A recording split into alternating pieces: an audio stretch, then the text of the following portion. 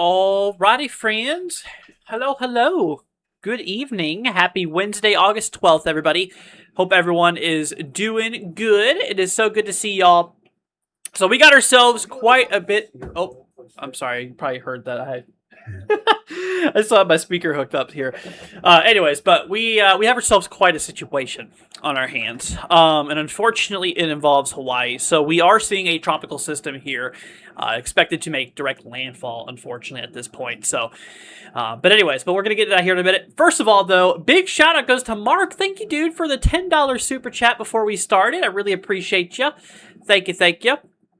And let's see here. What's up, 747? What's up, Gio? What's up, Vienna? Good to see you guys. Hope everyone is doing well. So let's hop over here actually to the tropics. So we do have a potential tropical cyclone 1C. Now, I do want to actually bring up the Hurricane Center's page here real quickly. That way we can kind of see what they have here as of right now. Because on this system here, as we go over to the Pacific, this thing is already a potential tropical cyclone. So this has a 90% chance of development here within the next 48 hours in the next 7 days. So we are expecting this thing to develop here pretty shortly. And in fact, honestly, by tomorrow morning, there is a good chance that this thing will already be, a tropical storm, at that point. But right now, we are currently sustaining 40-mile-per-hour winds here. So that is what we got going on there. We also are seeing that central load down to 1,003 millibars, and the movement is west at 9 miles per hour here. So that is what we are currently watching here at the moment. So we are going to keep a close eye out there for this storm here. Now, unfortunately, like I mentioned, we are expecting, a direct landfall here across Hawaii, in which we do actually have ourselves a gradual movement here, kind of to the west-northwest here over the next several days. And we are expecting that landfall to be sometime for the morning of Saturday, according to the, National Hurricane Center here. Now, as of right now, there is no watches or warnings in effect yet, but those will probably be coming up here within the next couple of days or so. So we're going to continue to monitor that. But, like I mentioned, unfortunately, at this point in time, the cone is, still mainly just covering the majority of the island here, or the island set, I should say. As you can see, no matter if it goes south or north here, there is a good chance that, regardless, it's going to be causing some big impacts for you guys. So at this point in time, it's pretty much a certain that we're going to be dealing with some big impacts here from this storm here overall. So as we go through the morning of Sunday, you can see that's when the system does continually work its way here to the northwest. You're kind of more away from the big island at this point, but still some heavy impacts here, mainly between Saturday and Sunday. And then out there by the morning of Monday, we should be pretty good here. Now, unfortunately, like I was mentioning here a little bit ago in our video we actually made here, we are seeing this system being right there, just shyly of hurricane strength here. Now, at the forecast track here, you can see as we approach here for the afternoon of the 15th, you can see that's kind of when we do expect this thing to be making that landfall here, across the big island, in which, that'll be sometime kind of in the early afternoon here for the 15th here. But look at this. Sustained winds at that point will be sustaining 70-mile-per-hour winds. And to be classified as a Category 1, it has to be 75 or greater. So we're only 5 mile an hour short from that thing being a hurricane in that case. So, but regardless, wind gusts are going to be much higher, in which we are talking potential gusts here upwards of 85 miles per hour at the point of landfall. Now, unfortunately, fortunately, the cone updated a little bit, but not much weakening is expected with the system as it kind of goes over Hawaii. A little bit of weakening is definitely possible, but you can see as we approach our way into the afternoon here for the 16th here, you can see at that point then the winds get knocked down to 65 sustained, which is still a upper level tropical storm at this particular moment here overall. And then, of course, like we mentioned here as well, sustaining winds are going to be lower than what the wind gust could actually be, which we do have the potential gusts here upwards to 75 miles per hour at this particular moment. Let's see here. Weather says dead stream. I don't think it's dead to me. Honestly, if there's one viewer watching, then that's good enough for me. But that's kind of rude to say, don't you think? Come on. People just don't have manners anymore, I tell you. What's up, Teresa? Good to see you.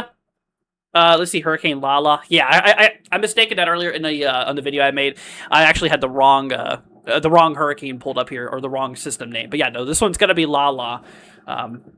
But anyways, all right, let's see here. What's up, Daniel? Good to see you. See, what time does a meteor shower happen? I think it's after midnight. Anywhere from midnight to dawn is what I heard, as far as that goes. But anyways, yeah. So then we continue further down in time. like we mentioned here, the system here is going to be actually possibly even re-strengthened as it does kind of pull away from Hawaii here overall. And you can see as we approach, 2 p.m. here for the 17th, you can see that we do have, 70 mile per hour winds here sustaining. So that's once again right just shy of hurricane force here. And at that point, we could be seeing some gusts upwards to 85 miles per hour. So we are going to have to watch out there for it. And we're definitely going to need to be monitoring this. So let's hop back over here to the Hurricane Center here as far as things go. As of right now, I don't think we have any active surge maps or anything like that. So right now, that's not quite available here. But regardless, like I mentioned, we're definitely going to be having some heavy impacts out here. Now, I do want to bring over to the models here. We're going to actually do a bit of a deep dive into the models here for the system. So let's go ahead and do that now. Now, let's go ahead and hop our way over here into the Central Pacific here.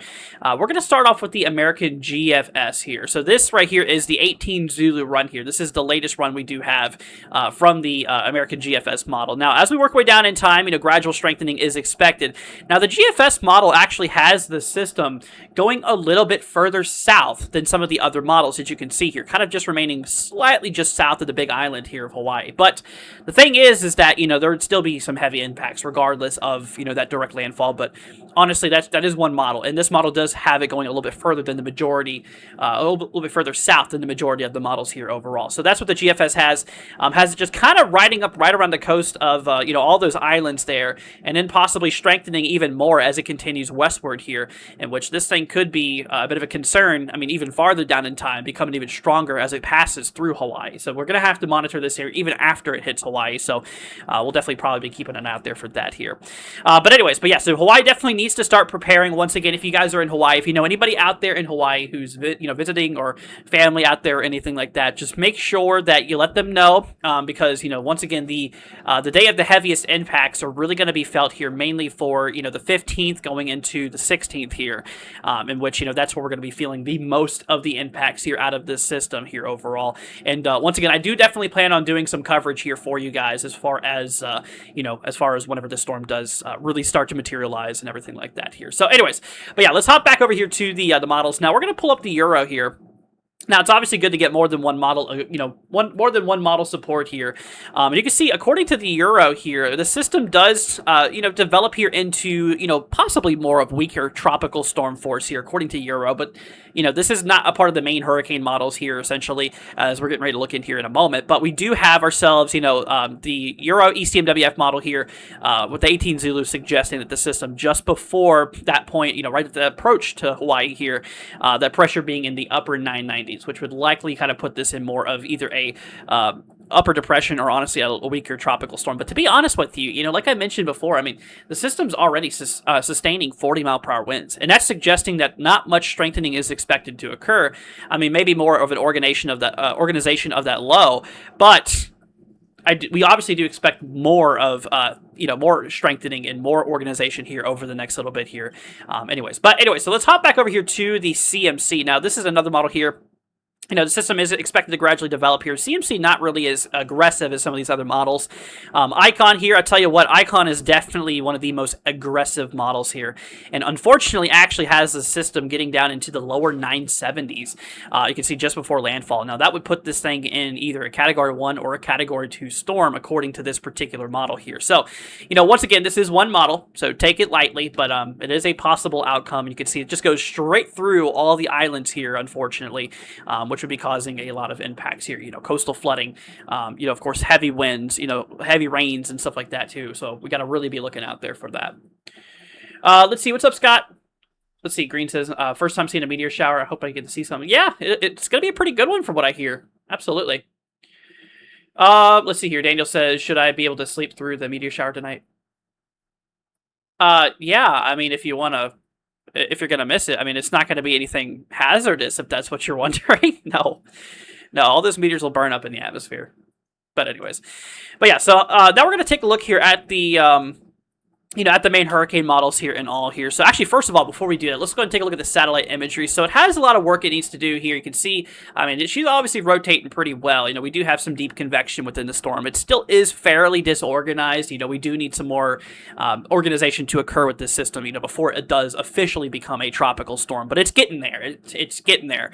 And like I mentioned here, by tomorrow, the system is expected to be a tropical storm at that point. But we're already sustaining winds that's near tropical storm force, or right at tropical storm force here. So, it already is a pretty strong storm here overall, but anyways, so that's what we got going on there. Now, as far as the hurricane models themselves go, so this is the spaghetti models that everybody knows and loves here. You can actually see with the latest guidance, there is a little bit more support of a couple of these models actually running a little bit low of Hawaii. Now, that would obviously be the best case scenario, but regardless, even if that did occur, there would still be some of those impacts, especially for those coastal areas here, really feeling those impacts here. But once again, majority of the models here does still suggest that the middle of that system does go directly over the big island here of Hawaii, and a direct landfall is still pretty likely at this point. Now, we're going to continue to monitor this, and if there's any changes here over the next couple of days, we'll definitely let you know. But yeah, pretty much about 3 days out is when we are expecting those impacts. Once again, here for the 15th here overall is when we do expect that landfall to occur. 15th and 16th is where Hawaii is going to be really feeling the impacts of this system. So once again, make sure you guys are already preparing for the system. Make sure you have enough food and water to last you at least a couple of weeks here. Same thing, make sure you have, if you have portable chargers, make sure they're charged up and stuff like that. And if you have I think they have weather radio out. I think they have weather radios out there in Hawaii, if I'm not mistaken. If they do, I'm pretty sure they do, considering it's part U.S. Obviously, it's a U.S. state. I think that there is weather radio coverage out here, which I'm pretty sure there is now that I think about it. But if you have weather radio, keep it there as well, or make sure it's on, and you have batteries and stuff like that, backup batteries, flashlight, extra batteries, stuff like that, medicines, important documents together, just stuff like that. I would definitely recommend that you guys do, and just make sure you have ready here. Now, as far as the hurricane models intensity guidance here, now it's a little iffy as far as things go. You can see majority of models definitely show this, and in fact, actually all of these models suggest this thing, yes, becoming a tropical storm. So at this point, yes, we obviously are expecting this thing to be a tropical storm. But, as we go down in time, so, we saw right that 72-hour mark is that's whenever the landfall is expected to occur, across bits of Hawaii. And you can see there's a pretty wide range on the strength of this system. You can see some models, actually having this thing into the Category 1, territory here. And then most of the models having this thing throughout tropical storm strength. Now, the Hurricane Center has this thing right at upper level tropical storm, only 5 mile per hour short from it being a Category 1. Depending how it does, over the next couple of days, how quick it develops, and how well it handles the environment, will determine, how strong the system will be by the time we do approach Hawaii. And like I mentioned, that's right around the 72-hour mark is when we are expecting that. But you can see there's a wide range on the strength of the system. But once again, the Hurricane Center does have this thing being a little bit stronger here overall. So now the next thing I do want to do here is actually hop back over to the main hurricane models. We're going to take a look here at the HWRF model here as far as the latest run that we do have here. This is the 18 Zulu run. So this is one of the main hurricane models here overall. So as we work our way down in time, now HWRF is I will say this, is known to be one of the more aggressive models, but you can see as we approach, right here for the morning, or actually this is for the evening of the 15th, so showing it approaching a little bit later, but you can actually see here that, we do have this system, really strong at this point, according to the, HWRF model here, that pressure being in the low 980s, actually, in fact, in this particular frame here, at 980 millibars, which once again, that would be hurricane strength here based off the pressure. A lot of it has to do with the pressure and the size of the storm that matters, is how you can kind of estimate the storm's strength here. But yeah, 980 millibars definitely puts this thing into hurricane strength here overall. So that's here for the 11 p.m. mark here for the 15th. Now, that's in Eastern time, by the way, so you guys are in a completely different time zone, so anyways, but yeah, so then we continue further down in time here. Now, as we approach here, you can see for the morning of the 16th, now we are expecting significant weakening according to this model alone. This model here actually suggesting that, we go from 980 millibars upon landfall to once it pulls off of the coast of, the big island here, the pressure dropping quite a bit here, actually rising, which would mean that the storm is weakening a bit, more down towards 994 millibars, and of course, it continues working westward. But later on down in time, it is honestly the forecast where this thing is probably going to be picking up some more strength even after it rolls through Hawaii here. So once it hits Hawaii, it's not going to be over with. It's going to continue in and be something else we do need to look out here for. I mean, further down in time, but really right now the main concern is 100% definitely going to be here for Hawaii. So then we compare this with the HMON model. Like I said, it's definitely really good to look at multiple models here. That way we can kind of understand where all these models are coming from and kind of what they are suggesting. Now, the HMON has the storm going a little bit further north as opposed to, the GFS obviously we looked at a little bit ago, and the HWRF we literally just looked at here. Actually having this system kind of come out here by the northern portions of the coast here, as you can see.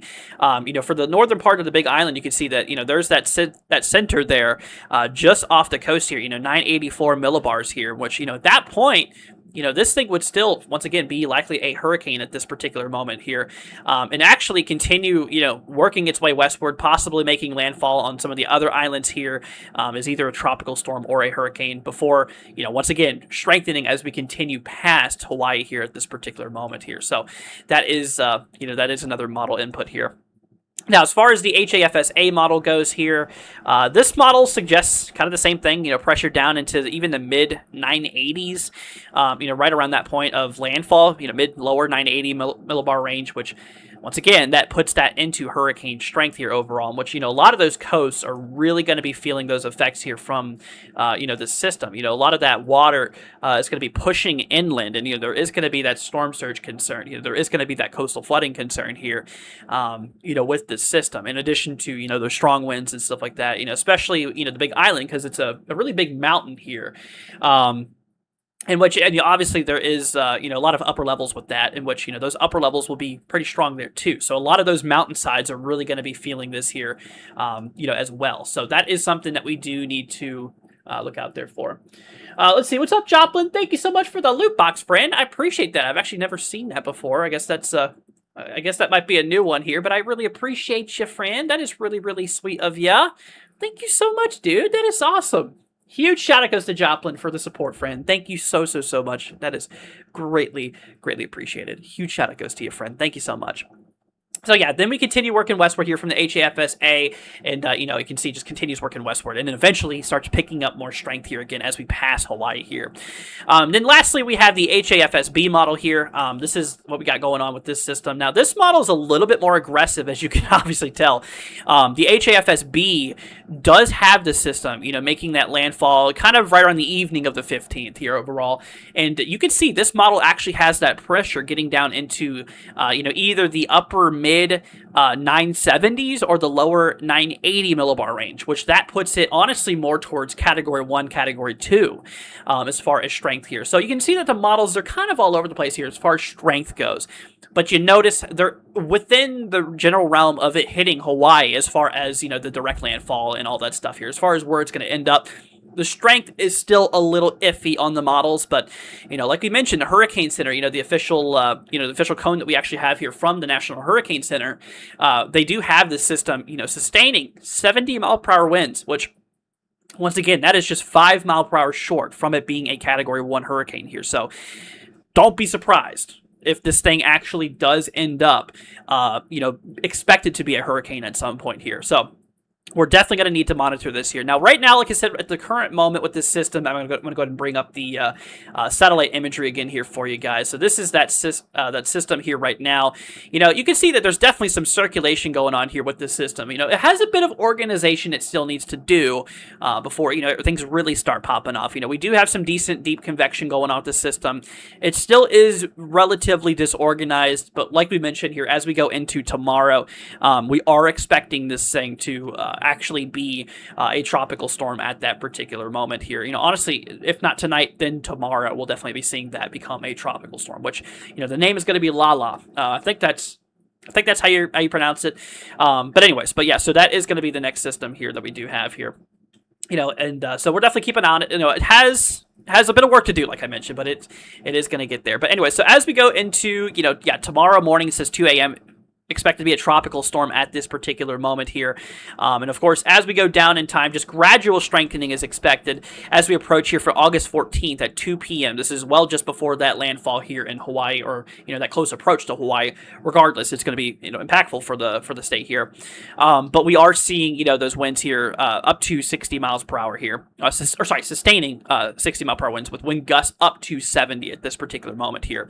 And once again, it's just still going to gradually strengthen as we do work our way over here, closer and closer until the point we do approach Hawaii, which once again at this point here, this is for 2 p.m. Eastern time. Now, obviously, we looked at the models. Some of the models suggest that landfall occurring maybe a little bit later, kind of more in the evening here of the 15th. The Hurricane Center has it right there at the coast of the Big Island here, right around the afternoon Eastern time. Now, for you guys, that's a different story. I think you guys, so obviously we have, this is 2 p.m. This would be 1 Central. This would be here for 12 Mountain and 11 a.m.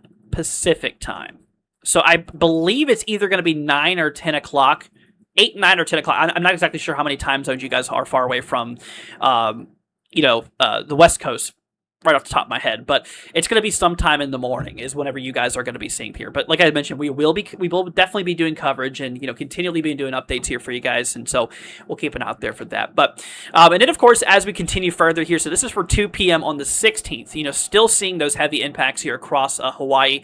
Once again, I mean, we're sustaining about 65 mile per hour winds, which is just shy of 10 mile an hour shy from Category 1 strength here, but we are still gusting into hurricane strength winds here. As you can see, wind gusts up to 75 at this particular moment here. So that is something that we're going to really have to look out here for. Now, I tell you what, we do actually have access to some storm surge models. And so we're actually going to go and take a look at some of those here real quickly. It's actually the first time we've done that on this channel here. Obviously we just kind of waited for the Hurricane Center's graphics and all that stuff to come out here. But thankfully, due to Aguacero, we actually now have storm surge models, which is just absolutely amazing here. So let's go ahead and actually try to pull up some of these here. We're going to actually pull up the DKSS here. Let's actually hop over here. We'll do models, storm surge. We'll do surge tide here. So I'm not sure if this is, oh, you know what? This is just Euro. Yeah, I'm still trying to get used to some of these models here. Maybe we'll try, let's see here. Is it ETSS? There's one of them. Let's see here, just for the coast, I think. I'm not sure if these are global. This one, I think, is globally. Oh, you know what? Hold on a minute. I got to find the right one. I'm pretty sure there is a couple of them here that are. Let's see, this one's for the Northwest Atlantic. Please tell me there is some for, Pacific side, because that would be really useful to have here. Honestly, I really, now that I think about it, I really don't think that there's any storm surge models here. Regardless, I mean, there's definitely going to be some, strong surges and stuff like that, with this system. So we're going to keep an eye on it, and I do believe that the Hurricane Center, they should put out the storm surge updates when we have a little bit more information and stuff like that. So we'll definitely let you guys know, but regardless, like we mentioned, expect surges to occur for those coastal areas here. I'd say, of at least 2 to 4 feet, given the strength of the storm here.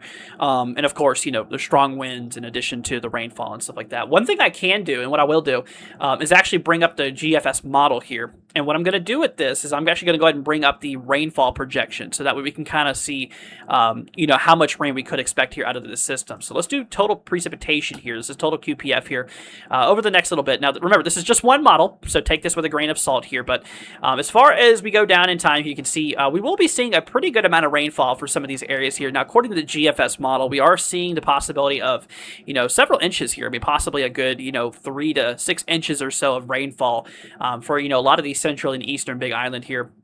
You can see Honolulu out there, not as much, of course, showing maybe about a half of an inch here according to that particular model here. So, the majority of the rainfall according to the GFS. But I want to remind you guys, this model also showed that southerly track as comparing to the other models here. So, those rain totals are probably going to be a little bit higher than what this model is suggesting because of the fact that this model has it pushing further southward here. So, anyways, let's see here. Is there any hurricanes heading towards Florida right now? No. Let's see, Green says Crazy's going straight for the island. Yeah. So like I mentioned, anybody in Hawaii, if you know anybody out there, just please give them the heads up. I'm sure they're probably hearing about it, but just still, make sure they know what's going on. Now is the time to prepare because, we have about 3 days until the direct landfall of the system because we are expecting this thing to make landfall, according to the Hurricane Center here, right around 2 p.m. Eastern time, which will be sometime in the morning here. for the 15th for you guys here. So that's when we are expecting the landfall to occur. We're expecting that, the middle of the cone obviously has us going straight over the big island here and then kind of like brushing up against the other islands here as, still definitely very impactful. But that's kind of what we got going on there. Let's see here. Max is finally here. Just saw this, and I let my buddy know what's going on. He lives in Hawaii. Awesome. Glad to hear it, dude. Thank you so much for sharing. I appreciate it. Let's see here. Logan says, do I think the tornado risk in Hawaii is income days? So, typically with these cyclones, on the right-hand side, there is that cyclone-induced tornadic concern. I wouldn't be surprised if there's, some water spouts and maybe some tornadoes involved here with it. I mean, it's pretty typical for tropical cyclones to have that. Would not be surprised. But, that is that. But really the thing we got to really look out for once again is the storm surge, the coastal flooding, the flooding from the rainfall and stuff like that too. In fact, let's actually go and bring up the Euro model here, the ECMWF here. We're going to kind of compare these rain totals here. So like I had mentioned, the GFS supported more of a southerly track, and the fact that the system is expected to be, a lot further south, according to the American GFS model. Now, the Euro is a bit more aggressive, as you can kind of see here, and actually, in fact, the Euro suggesting maybe even up to a foot of rain here being possible in some of these areas. So obviously, you can imagine, 6 inches and a foot of rain is two total different ballparks here between those major models. So you can imagine, yes, there's definitely still a bit of disagreement in the models, which is why we need you guys to actively monitor this and keep a close eye on it. Like I said, we're going to be doing a lot of coverage on this system, specifically because it's impacting the states here, and of course Hawaii. We're looking out for you guys too. But yeah, of course, this is a pretty big storm here. Regardless, I had somebody in the comments earlier say it's only a Category 1. It's not going to be bad. You can't look at it that way. Category 1 storms are still a big problem as far as flooding goes, as far as winds go. Shoot. Even Category 1 storms are strong enough to, bring down trees, bring down power lines, rip roofs off of some weak structures and stuff. Please do not underestimate, even if it is, a Category 1 or a tropical storm here. Regardless, these systems are going to cause some problems here. So anyway, so that's that. So just please do not underestimate it, and please prepare if you guys can. But yeah, once again, Euro definitely showing a heck of a lot more rainfall here. Out there by Honolulu, still maybe about a half of an inch to an inch or so, a little bit higher amounts there in those upper elevations there overall. So regardless, a pretty good amount of rainfall is expected, especially for the big island that we're currently watching out here for. So that is what we got going on here. So let's actually hop over here. I tell you what, to the icon model here. Let's see what the icon suggests here. Now the icon, actually, I tell you what, is even more aggressive. In fact, actually showing possibly Hawaii getting upwards of 20 inches or so, which at that point, that's ridiculous. And which, will be catastrophic for these areas here. There'll be a lot of, maybe even like mudslides and stuff like that could be a big concern here, given the terrain of Hawaii. Because, obviously the big island is just one massive mountain, So having all of that water fall and just run down, could trigger some mudslides and stuff like that, if we did get amounts like this. But yeah, this model here, the icon suggesting, even Honolulu, getting a good, 2 inches more than some of these other models suggesting, and still, several inches here for the islands here. But, once again, the majority of the models and what I am seeing here from these models is that the big island's probably going to take much of the brute force, the majority of the impacts here, as far as rain goes in this particular case here. So, but like I said, we're definitely going to have to look out there for it over here. And then we'll look at one more model here. We'll go and pull up the GDPS. I think GDPS goes out here, if I'm not mistaken. Pretty sure it is a global model as well, which I could be wrong. No, actually it is. Okay, I thought it was. So yeah, according to the Canadian model here, kind of agreeing. Kind of between what was it, the Euro and the icon here. Showing somewhat of right around a foot or so of rainfall for a lot of the eastern sides of Hawaii, or the big island of Hawaii here, in which that's once again kind of where the majority is expected. Honolulu, not really seeing as much here. So Still need to figure out the rain totals over the next few days. That is still a subject to change. Same thing as the overall strength here. But like I had mentioned here, the Hurricane Center right now has this thing, a upper level tropical storm, sustaining 70 mile per hour winds here at the point of landfall here in Hawaii, in which, like we mentioned, that's only 5 mile per hour short of being a hurricane. So regardless, upper tropical storm, lower end hurricane, a lot of impacts is expected here with this system. Let's see here. Logan says, Isa Iaz, I think it is, hit my grandpa almost in 20. I remember that system. Actually, I had some impacts in Virginia when I was there, like Category 1, but it fully destroyed the dunes and the beach and stuff. Oh, yeah. Yeah, like I said, please do not underestimate even Category 1 storms and even tropical storms. I mean, obviously they're not comparing. You can't compare them to, like, Category 5s, obviously, but, they are still damaging storms, and they still cause a lot of problems, especially for a storm like this. If there is a lot of this rainfall included, it's not necessarily just the wind or the storm surge. It's also the rain that these storms bring too. It's a combination of multiple hazards. Of course, the storm surge is the big one. It's honestly the biggest one, I'd say, roughly, or arguably. And of course, the wind speeds, and then of course the flooding here from the rain itself. The flooding is the biggest problems with these systems. And of course, following that with the wind and all that stuff too. But yeah, so just please do not underestimate this. Max says, what's the strongest hurricane I live to see? I was in the direct eye of Hurricane Milton back in 24. It was actually a Category 2 whenever it went right over me. That was the biggest storm that I've been in. But I tell you what, one thing I learned after being in a hurricane is I never really realized how flexible palm trees are. Because during Milton, I kid you not, there was a palm tree that was our neighbor's.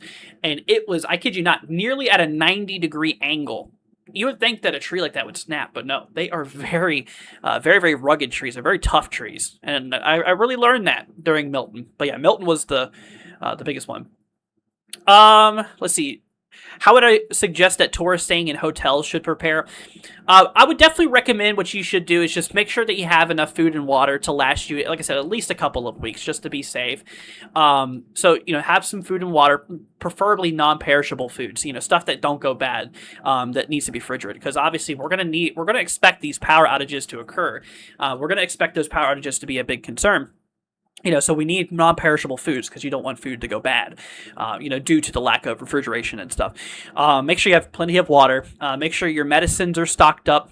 If you have important documents with you, just keep them safe. If you have a portable charger or portable chargers, make sure they're charged before the system hits. That's a really big one there too. And medicine, I think I already mentioned that one. Flashlight, extra batteries, make sure you have that available here. Honestly, some board games if you get bored, because unfortunately, there's not going to be probably power for some of these areas, and it could get a little boring to some. So you can get some board games, play some board games or whatever, just to kill the time. And that's obviously not a requirement. But and another thing is a weather radio, which I would recommend because it'll let you kind of know what's going on here if you don't have like phone signal or whatever like that. So, anyways, So 767, I already said it earlier. You probably didn't hear me, but I said no. Let's see here. Max says I had one tree on my road go down after a small storm last night. So worried about it. Yeah. I mean, that is another concern. I mean, even with this system here is, these winds can knock down branches, which can fall on, houses, can fall on cars, and even trees and power lines and stuff like that. So, that's also something we need to look out here for.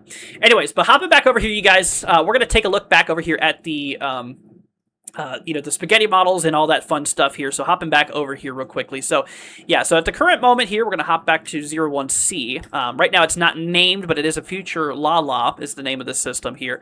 But yeah, as far as the system goes, here is the current satellite imagery. Like I said before, it is kind of disorganized still. It does have a little bit of work it needs to do.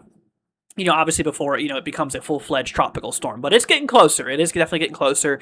You can see through the clouds here. You can see those lower-level clouds, how we have that obvious circulation going on. That defined center is, that center is definitely becoming more defined as we, are picking up some strength with this system. Convection, we are doing some pretty decent convection here, but there still is a little bit of disorganized showers and storms associated with this storm, but it is looking a bit better. Like I said, give it a little bit of time through tonight and into tomorrow, and the system is expected to be looking a lot better here, as far as the system being here. It should be a lot more organized by that time here overall. So, but anyways, but hopping back over here, yeah. So for the hurricane models here, so we're going to start off with the spaghettis here. As far as the spaghetti plots go, as you can see, we do have, of course, Hawaii here. You can see where Hawaii's at, and it's kind of hard to see, considering the models go pretty much right over Hawaii here. But there is a little bit more support here, the latest guidance, suggesting a couple of these models having that system maybe a little bit lower, a little bit lower of Hawaii here. But even if this track did occur, even if that did occur, there would still be those direct impacts here on Hawaii. Still heavy waves, likely even still some surges and strong winds and some of the rain and all. The majority of the rain should be further south, but still, that is if it does it. But still, the majority of these models does suggest it's still going directly over the big island here. And just kind of brushing up against all the other islands here in Hawaii. So this is not just impacts for the big island. This is impacts for the whole state of Hawaii. And so, like I mentioned, this is expected to kind of pop off here as far as the timing goes, for landfall. We're expecting this kind of in the morning for you guys. This says 2 p.m. Eastern time. That's where I'm at, of course. This is showing that landfall afternoon for us, which would be morning for you guys, in which, once again, with the sustained winds here at this point, according to the Hurricane Center, we are expecting those winds to be constant at 70 miles per hour. And of course, we could be seeing some gusts upwards to 85 miles per hour. So definitely, well into hurricane strength here with those wind gusts and all. And, 5 mile an hour short from it being a Category 1. So, I mean, it's close. And so that's why I was saying, just don't be surprised if this thing does become a hurricane just before making landfall there in Hawaii, because a lot of models, they really did suggest Hawaii getting those the direct impacts here by either upper tropical storm or even hurricane, as we've actually seen. A lot of the hurricane models actually do suggest that overall. But yeah, back over to the spaghettis, you can see that once again, majority of the models do have this thing going directly there over Hawaii. Now, as far as the spaghetti go, the spaghetti models go as far as the intensity guidance. So the landfall is going to be right around that 72-hour mark. I know it's kind of hard for you guys to see, or you really can't see it, but now you can. So there's that 72-hour mark. You can see, here's the models, and you can see they're pretty widespread. A couple of models showing it very low in tropical storm, which at this point, that's unlikely. It does have some of the models kind of in mid Category 1 or so.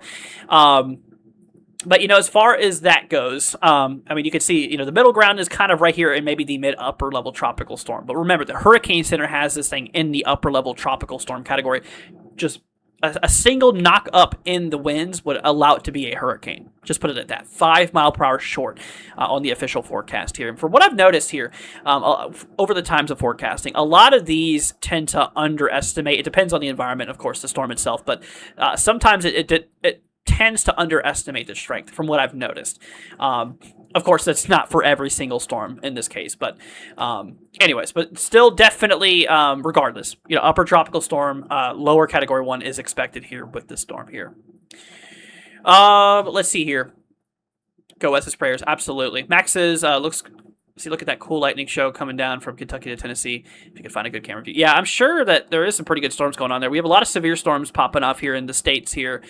We have a couple warnings in Nebraska, New York State, Arizona, Alabama, New York, and South Carolina there. But we have quite a few storms popping off out here. But, for the stream, it's not the main concern here. Let's see. Logan says, hurricane landfall in Hawaii is unusual, isn't it? I mean, it happens. I have covered hurricane landfalls in Hawaii, time to time. It's not super common, but it can happen. And there has been multiple instances where Hawaii has been, directly hit. It's not super rare, though. It's not. Let's see here. Thank goodness, just tropical storm or Category 1. When I lived in Florida, I would stay in my RV for a Cat 1. Yeah, I mean, wouldn't recommend it personally because, still, Category 1, it really depends where you're at. If you're inland, it's a little different, but for Hawaii, the terrain's different. These are mountainous areas, and those winds are going to be reaching everybody. So the thing about, Florida, for example, is Florida's flat as can be, flat as a pancake. And the thing is that those winds quickly die off as you go inland. They're still strong, don't get me wrong, inland in Florida. But the thing is about these areas is it's just one big cone. It's like a big mountain. You've seen the Big Island, probably. These winds are going to be affecting the entirety of the island. Some of the strongest winds are going to be for the entirety, which trees and stuff like that could easily come down, which I would definitely not recommend doing that here. Geography plays a massive role in this. You really can't compare Florida to Hawaii because it's totally different. It's apples to oranges, really. Let's see here. Oh, Doug's here. Good to see you, Doug. Hope you do well. Say great job. Thank you. What's up, Kim? Good to see you. Let's see. Yeah, STN it did. Let's see. Logan says Florida, Delaware, Kansas is flat as a pancake, where Hawaii is nothing but mountains and volcanoes. Absolutely. Yeah. Florida is actually the flattest state in the U.S. A little bit of a fun fact there. Let's see here. Max says, question, since we're in El Nino this year, will Tennessee see more snow than last year? So we're not really doing winter forecasts right now. I have that in plan, so we'll touch up more of that in our winter forecast video. But like I said, we're just mainly focusing on this system that's a imminent concern rather than winter forecast right now. But I'll get to that whenever we make our video here, which I'm hoping to get out. I was wanting to get it out on the 15th, but that's the day of the landfall here. It's right here on the 15th. So that's not going to happen. So it's probably going to be at least another 2 weeks or so by the time I do get that winter forecast out. But whenever I do that, I'll let you know. Okay. But yeah, now it's not really the time for that. All right, I tell you what, friends, we're going to hop back over here into the models here. So once again, this was the satellite imagery that we have of the storm right now. It's looking a little bit better, but it still has some work to do as we determined here. Switching over into the models now, we're going to hop over to the HWRF model. This is known to be, one of the main hurricane models here as far as they go. So as we go down in time, gradual strengthening is expected with this system. As we approach here into the morning of the 14th here, you can see that we do have ourselves... of course, we do have ourselves that system possibly around this time, being a tropical storm. That pressure is in the upper 980 millibar range here. And like I said, just gradual strengthening is expected as we continue working westward. Now, the HWRF model has this system actually fairly strong, and honestly probably even a hurricane at the point of landfall, according to the HWRF model here from the 18 Zulu run. As you can see, that central low, now this is for 11 p.m. on the 15th. The Hurricane Center has this thing making landfall right around 2 p.m. Eastern time. This is 11 p.m. Eastern for the 15th. So this model is a little bit later. It would be a little bit later on that you guys would see the landfall here.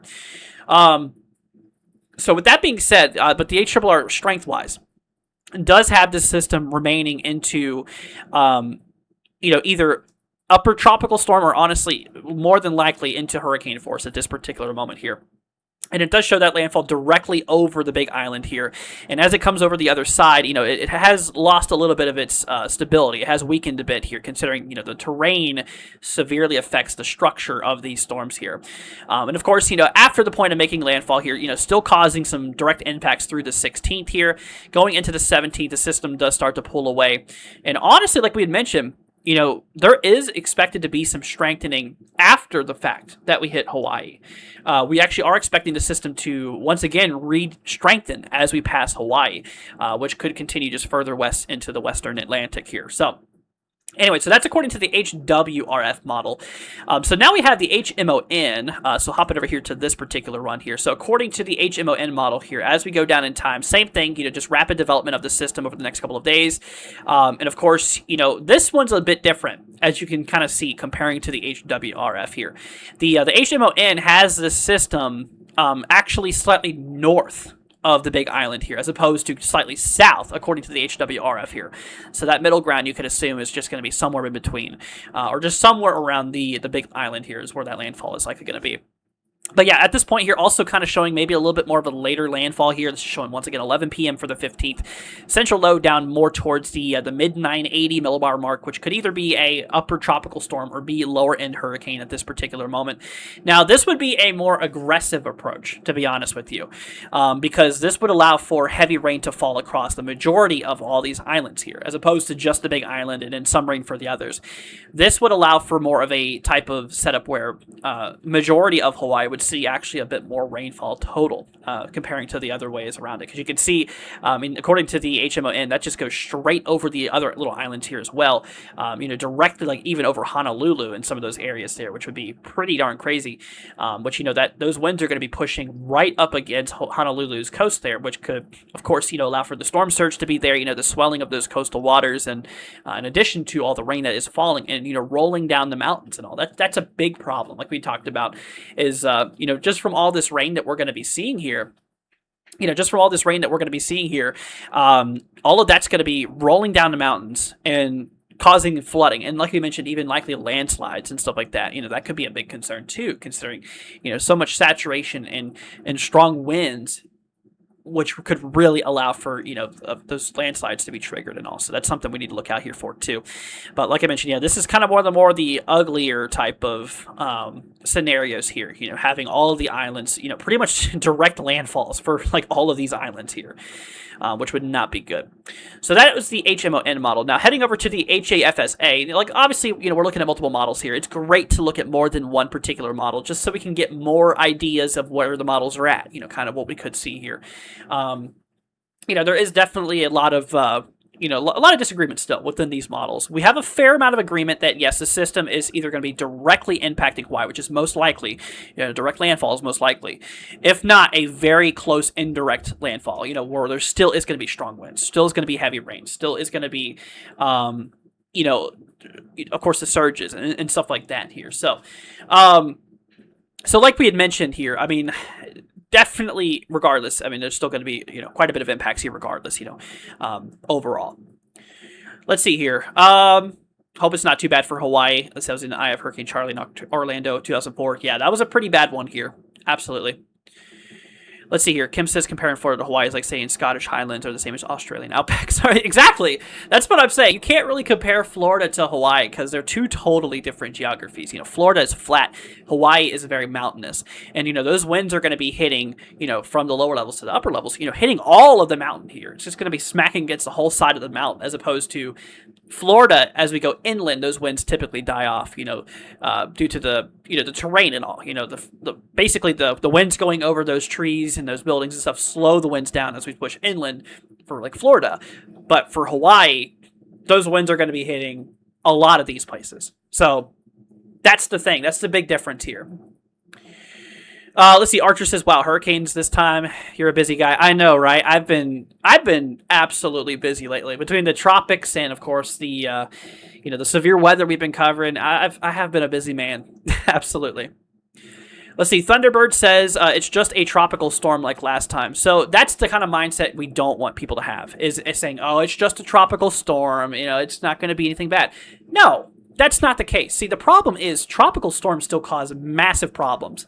Power outages, trees coming down, power lines coming down, of course, leading to those power outages. Even branches. Flooding, that's a big one. The flooding is some of the biggest concerns with tropical cyclones. It's not necessarily the winds. That's the biggest misconception, is that the winds are the worst part of the storm. That's not true. The flooding is actually the worst part of the storm. Storm surge, in addition to the rainfall flooding, that is what makes these storms mostly destructive. And of course, then we have the winds, which, yes, is a big factor, but not the only factor to consider. So, absolutely. But like I mentioned, though, don't be like that. Tropical storms, hurricane, even if it's a Category 1, it's just a Category 1. No, don't do that. Still, you've got to be just as prepared, for these storms as you would for, say, a larger hurricane. You need to have food and water that could last you a couple weeks, in case you get, stranded and stuff like that. It's just good to have an extra supply, non-perishable foods. Make sure you have your medicines, flashlight, extra batteries, portable chargers, fully charged, stuff like that. But please, please, please do not underestimate the storms here. Okay? Do not do that. Anyways, ST says, "Can I check out the tropical storm in the Atlantic?" So that system, Cristobal, is not going to be a problem for anybody. So there's really no use in talking about that system. I will tell you this, though. If we do hop over to, back over here real quickly. So if we go over to the, what's going on here with this cone? I think the cone's a little bit broken here. Anyways, but we do have another system that we are watching here in the Atlantic Basin. Yeah, so I'm covering also the the Atlantic Basin here as well. Like I said, I'm just a busy man. Got a lot of stuff going on here. But yeah, if I load up the tropical weather outlook here real quickly for the, Atlantic Basin, we actually have two other systems here. This disturbance one has a overall 80% chance of development here in the next, next 48 hours or the next 2 days here, in which this system's actually looking pretty good here. Honestly, if you look at it, there's definitely some heavier convection going on with it. We do have some decent circulation going on here with this storm as well. But then we also have this guy. This other system, this has an overall 50% chance of development here in the next 7 days, 30% chance of development in the next 48 hours. So unlikely to do anything in the next 2 days, but throughout the next 7 days, it is likely that it will do at least become a tropical depression here. So that's another system. It has a bit of work to do. It's very disorganized still. Circulation is not very well defined yet on that particular one here, but this guy over here, it's looking a lot better, and this one is probably going to be developing here soon. Now, this is going to be heading out there towards the Lesser Antilles. The good news is that there should be some wind shear affecting the storm's structural integrity, which should allow for the system to not really explode in strength as, some of these other systems would if there was a shearless environment. Because, obviously the SSTs, the sea surface temperatures, are very, very warm out here. And they're warm enough for rapid intensifications if other criteria is met. Like we mentioned, there is strong wind shear in this environment in which that is going to really limit how strong this storm could develop here. But regardless, Antilles should monitor it. But thankfully, not really concerned for any hurricane activity here for the Antilles as of right now. So that's pretty good. But anyways, let's hop back over to the Pacific. That's really why we're live here today. It's just to keep you guys in Hawaii, weather aware and all that stuff. So if you guys are just now joining us here, y'all, so we do have, obviously, Future Lala is the name of the storm here. It's an interesting name. But we do have ourselves, this system that is going to be making likely a direct landfall in Hawaii as either a upper tropical storm or a lower end Category 1. Like we had mentioned here from the Hurricane Center, where we do stand now at that point of landfall, which is going to be here for the 15th. This is for 2 p.m. Eastern. So for you guys, this would be, somewhere in kind of the later morning for you guys, because we're ahead of you here in the Eastern time here. But so as far as that goes, landfall is going to be sometime in the morning here for the 15th out there for you guys here. So that is when we can expect some of those heaviest impacts to begin. Now, this is going to be happening through the 15th and through the 16th. Those are going to be the biggest days for Hawaii here. Now, from the Hurricane Center here, as we approach that time of landfall here in Hawaii, we are seeing, we are still seeing this system, according to the Hurricane Center, being sustained winds, so constant winds of 70 miles per hour. Now, to put that in perspective, Category 1 hurricane strength is 75 or greater. Well, it goes up to, I think, 95, and I think that's where it transitioned to Cat 2. But regardless, 75 and up would put this into hurricane strength. This right here is currently sustained at 70 at the point of landfall. This is only 5 mile an hour short. So, and of course, even at this point, you can see the wind gust will be likely upwards towards 85, which is well into mid-Category 1 strength wind gusts. So regardless, those wind gusts are going to be pretty strong, upwards of 85 miles per hour point landfall here. So then, of course, we continue westward here, west-northwestward here. And as we go into the morning of the 16th, the storm will be kind of on the western side of Hawaii at this point, still causing direct impacts, with the winds, of course, with the, the storm surge still popping off here as well, the rainfall and all that stuff. Around this point here, you can see that, we are seeing the system slightly weakening a bit, but only down to 65, which is 5 shorter than at the point of landfall on the Big Island here. So anyway, so yeah, we got to really look out for that, and still gusting into hurricane strength, still gusting into, 75 mile per hour winds there at that particular moment. What's up, Cheryl? Good to see you, friend. Saying good evening, everyone. Hope everyone, or hoping that the hurricane or tropical storm can come into the Gulf. Can come into the Gulf, because obviously all of Texas needs rain. I hear you. Well, I wouldn't wish any damage upon you guys, but, yeah, y'all definitely could use some of the rain. Y'all are in a pretty big high-pressure ridge right now, so.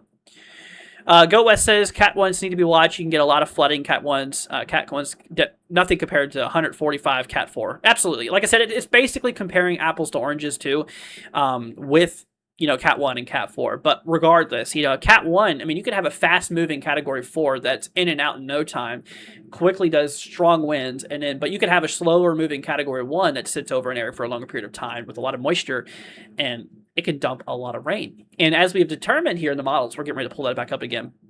As we determined on the models here, there is a lot of models that, suggest we might even see over a foot of rain on the Big Island here, which that would be catastrophic. That would allow for the ground to become very saturated, trees to come down, the rain saturating the ground, the winds knocking the trees over. And of course, that really puts up the concern for like mudslides and stuff like that too. Considering you're really saturating the ground and those, considering that the Big Island is just a big mountain, basically, um, that could allow for mudslides to be really a pretty big concern here. Absolutely. Let's see. Boomer says, I'm on the, or not Boomer, Bloomer. I apologize. See, I'm on a big island. We're ready for the storm. Good. Glad to hear it, friend. Yeah, please be careful because it looks like your island is going to be the biggest one affected here. Now, don't get me wrong. All of Hawaii is going to be feeling this here pretty good. But yeah, the big island, that's where the majority of the impacts are really going to be felt here. Now, I'll tell you what, friends, we're going to hop over here into the models once again here as far as like the rainfall and all here. We're going to look at a couple of global models here. So let's go over to precipitation, total precip here, according to the GFS model first here. Now, remember, the GFS model suggested that this system remains fairly just south of Hawaii for the most part. I mean, still causing direct impacts, but a lot more of a southerly track. And you can see a majority of the rain just off the south side of Hawaii. But still, according to Euro here, you can see for a lot of, GFS here, you can still see for a lot of the central and eastern side of the Big Island here, still picking up, upwards of 3 to maybe even 6 inches of rainfall, which is still enough for a flooding concern. And, in addition to the winds and the surges and stuff like that here too. So, but that is what we got going on there. I mean, according to GFS, which is still there. Areas out by like Honolulu, not really picking up a whole lot of rain according to this model, but that's according to the GFS here. Now, comparing this to the Euro, the ECMWF model, this one is a lot more aggressive. Not just for the Big Island, but for all the other islands too. Honolulu possibly picking up some more rain according to this particular model, but one of the biggest concerns here with the Euro is just how much rain this model is expected how much rain the system is expected to bring according to this model. Now, according to the ECMWF, we are seeing this system here, possibly bringing some isolated amounts upwards of a foot of rain, which that would be catastrophic if that did occur. So that is what we got to look out there for. That includes like high-low, including like fern forest area here out there by Pahala, I think it is. But remember, this is one model, one run, so take this lightly. But still, this is pretty aggressive. It is a possible scenario here. Now, unfortunately, there is actually kind of a lot of models like this. Like if we pull up the Icon model, which is another global model, this one's actually even more significant, and actually shows, central eastern parts of the Big Island, maybe even upwards of, 20 inches, maybe even more in some localized spots here. So as you can see, it's not just the Euro that's talking about this. There is a pretty good amount of support here from, a couple of these models, really showing that here overall. So anyways, but yeah, Icon's pretty darn aggressive as far as that goes too. And for the rest of the islands, Honolulu definitely picking up, several inches here, maybe 2-3 inches according to this model, which is a bit more, of course, than, some of the other models here. And then lastly, the GDPS model. This is the Canadian model. Still, once again, showing the eastern part of the Big Island getting a lot of the rain, possibly over a foot of rain here. So just like I said, please keep a close eye out there for it, especially if you're on the Big Island here. I know that Bloomer said that they're on the Big Island, so please, Bloomer, please keep an eye on it because, yeah, there's definitely going to be a pretty good amount of flooding, especially for the central eastern side of the island. I think that's where some of the heaviest amount of flooding is going to be here. So, anyways, let's see here. Oh, that's crazy, Carrot. I have a trip planned on the 14th to 23rd. Do I think I should cancel my trip? So on the 14th, that's the day before the system makes landfall. So you're coming over here. Now, this is far away from the Big Island, but there still is likely going to be some impacts out here as far as, where you're going to be here for your vacation. It's going to suck that you're going to have to do that, but I would not want to chance it if it was me. If it was me, honestly, to be honest with you, I'd want to go because I like hurricanes, and I'm being honest with you. But for you, I wouldn't recommend it. I wouldn't recommend going because, you said the 14th, which this is going to be happening here for mainly the 15th and 16th. So you're going to be getting here, and then those impacts are going to be happening. Now, that's up to you. That's strictly up to you. I wouldn't even be surprised if, flights are delayed or something like that happens because of this. But anyways, just please consider rescheduling if you can, just until the system is passed through and all that stuff here. What's up, Rose? Good to see you. Saying good evening, Andrew.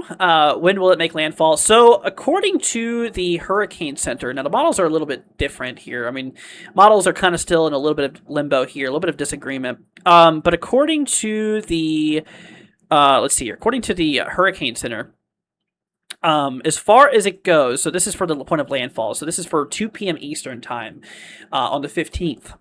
The 15th. So now for this would be kind of more the middle later morning for you guys in Hawaii. So it would be morning for you guys. This is just for my local time. It's Eastern Daylight Time, so it'll be the afternoon for me. Which I'm gonna be live at this point of landfall for you guys. I'm gonna make sure to be live for you guys. But anyways, but yeah. So at this point though, the point of landfall, which is according to the Hurricane Center, which is going to be here for kind of the morning of the 15th, the point of landfall, we are expecting the strength of the storm to be sustaining, so constant winds of 70 miles per hour.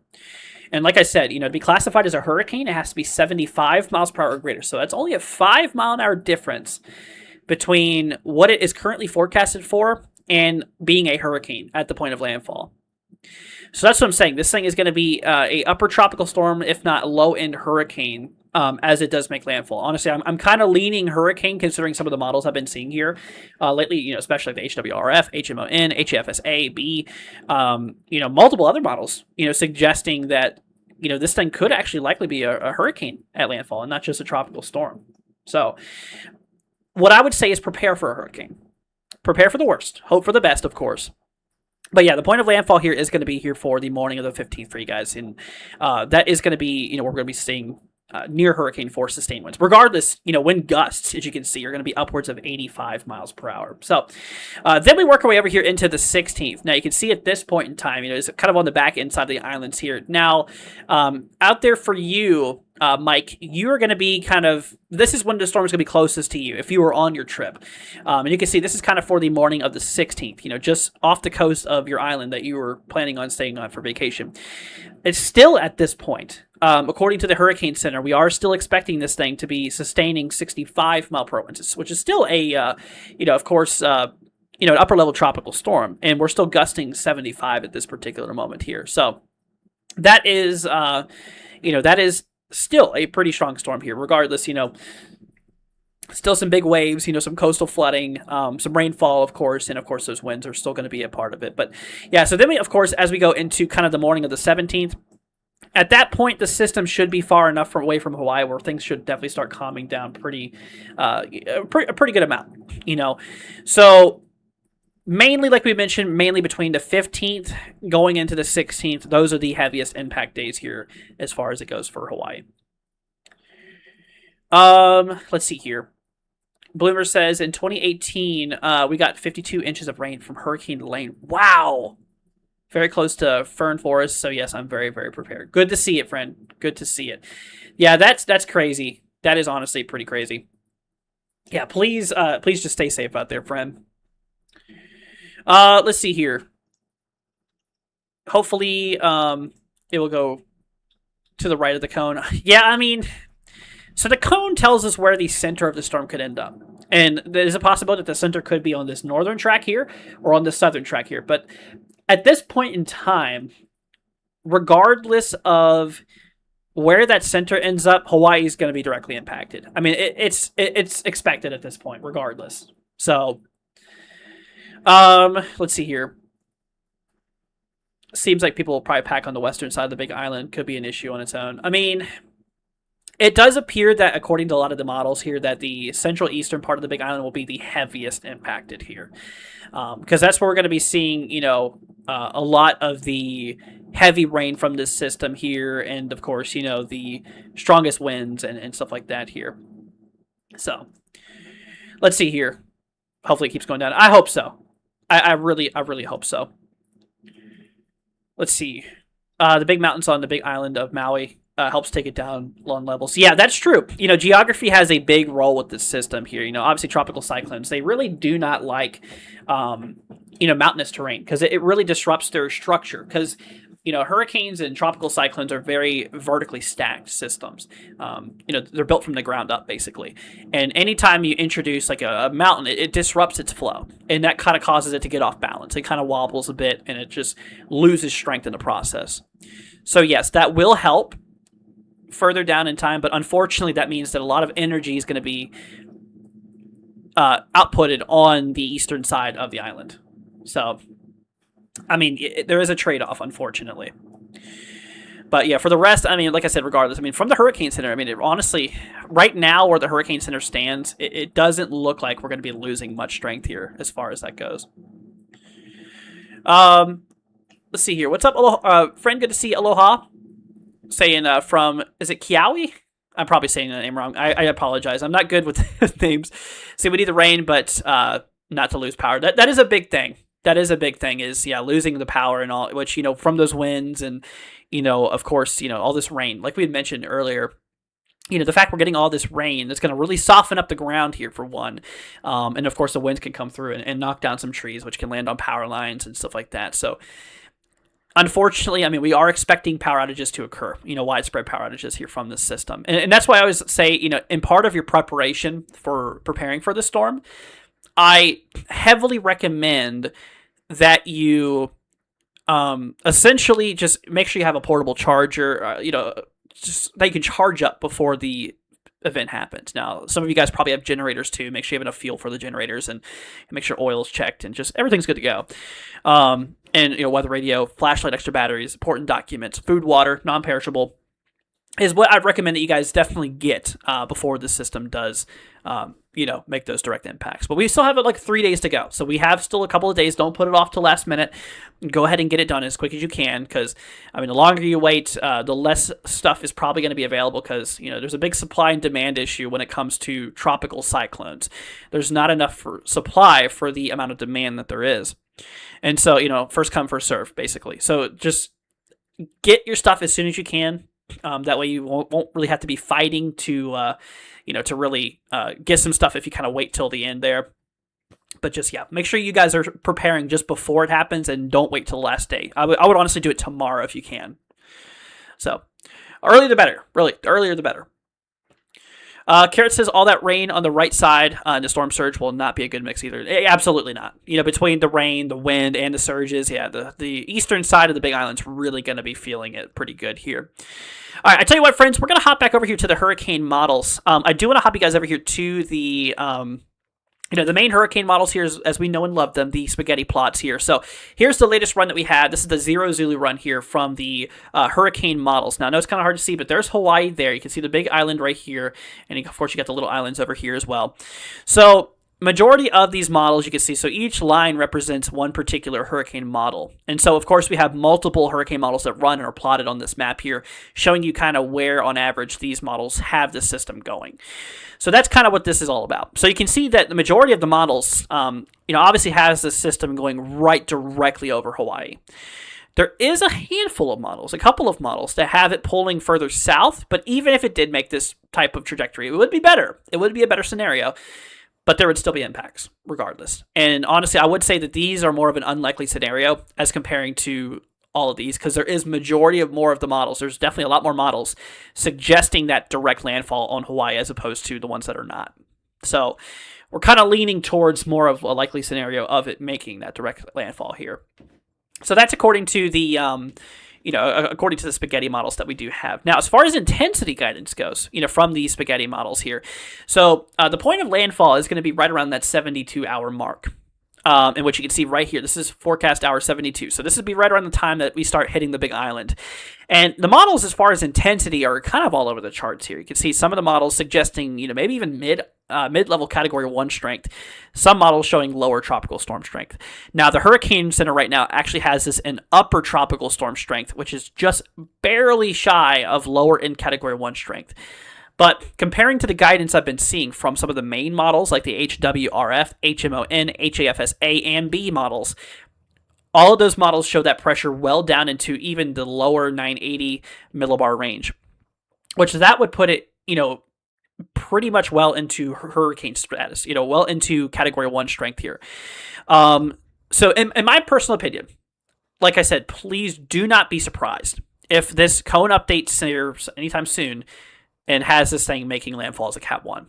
Do I think it'll be stronger than a Cat 1? I don't see much guidance suggesting that right now, so I don't think so. I think our best bet is either going to be upper tropical storm or lower in Cat 1. It's literally just a matter of a name difference, because like I said, we're talking the matter of 5 miles per hour sustained from it being a tropical storm and it being a hurricane. You know what I'm saying? So it's just a name difference, basically. And regardless, at the point of landfall here, we are seeing those gusts well into hurricane strength here. And you can see here, those maximum wind gusts up to 85 miles per hour, which that is well into Category 1 strength, mid-upper level Category 1 strength. Kind of more mid-level, but still, you know what I'm saying? So that is what we need to prepare for. We need to prepare as it is a hurricane, okay? But please do not be surprised if it does get upgraded to a hurricane just before landfall. Let's see here. A lot of events will be canceled this weekend unless indoors and have generators. That's true. Yeah, it's for a good cause. Obviously we don't want anybody out there being, outdoors during this mess. Because, it is a bit of a concern here. All right, I tell you what, guys, we're going to hop over here back into the main hurricane models.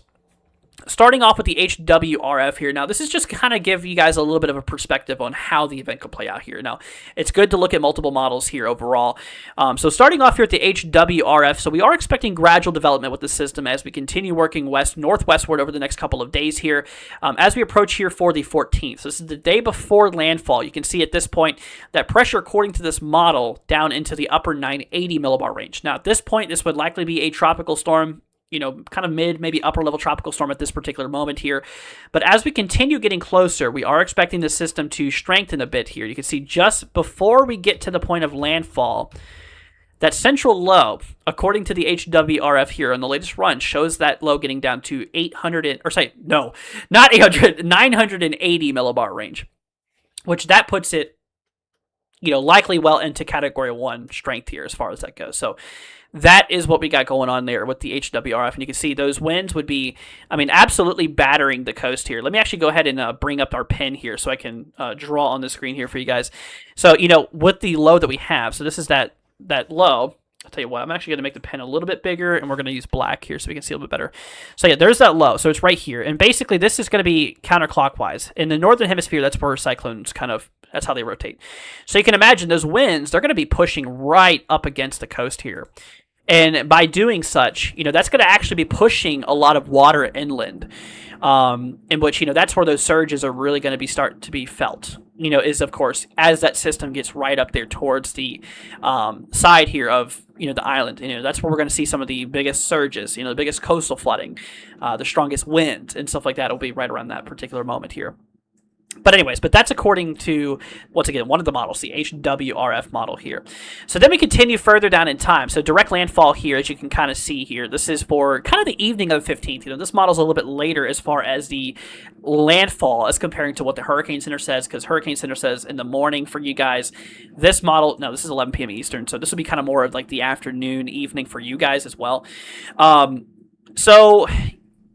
Yeah, the timing's still a little iffy. We still need to kind of work that out over the next few days here. But you can see that the structure, according to the HWRF, of this hurricane, or tropical storm or hurricane, this tropical cyclone, we'll call it, will be severely affected by the geography of the Big Island. Because like we mentioned, this is just one big mountain, and this will disrupt a lot of the storm's inflow and just overall structure, which will cause it to destabilize quite a bit here. And so that will weaken the system quite a bit here. But unfortunately, as we continue down in time, and we actually are expecting the system to once again kind of re-strengthen as it kind of pulls away from Hawaii, which then, of course, the system is expected to kind of go into the West Pacific here further down in time. And that's where the model ends here for the HWRF here.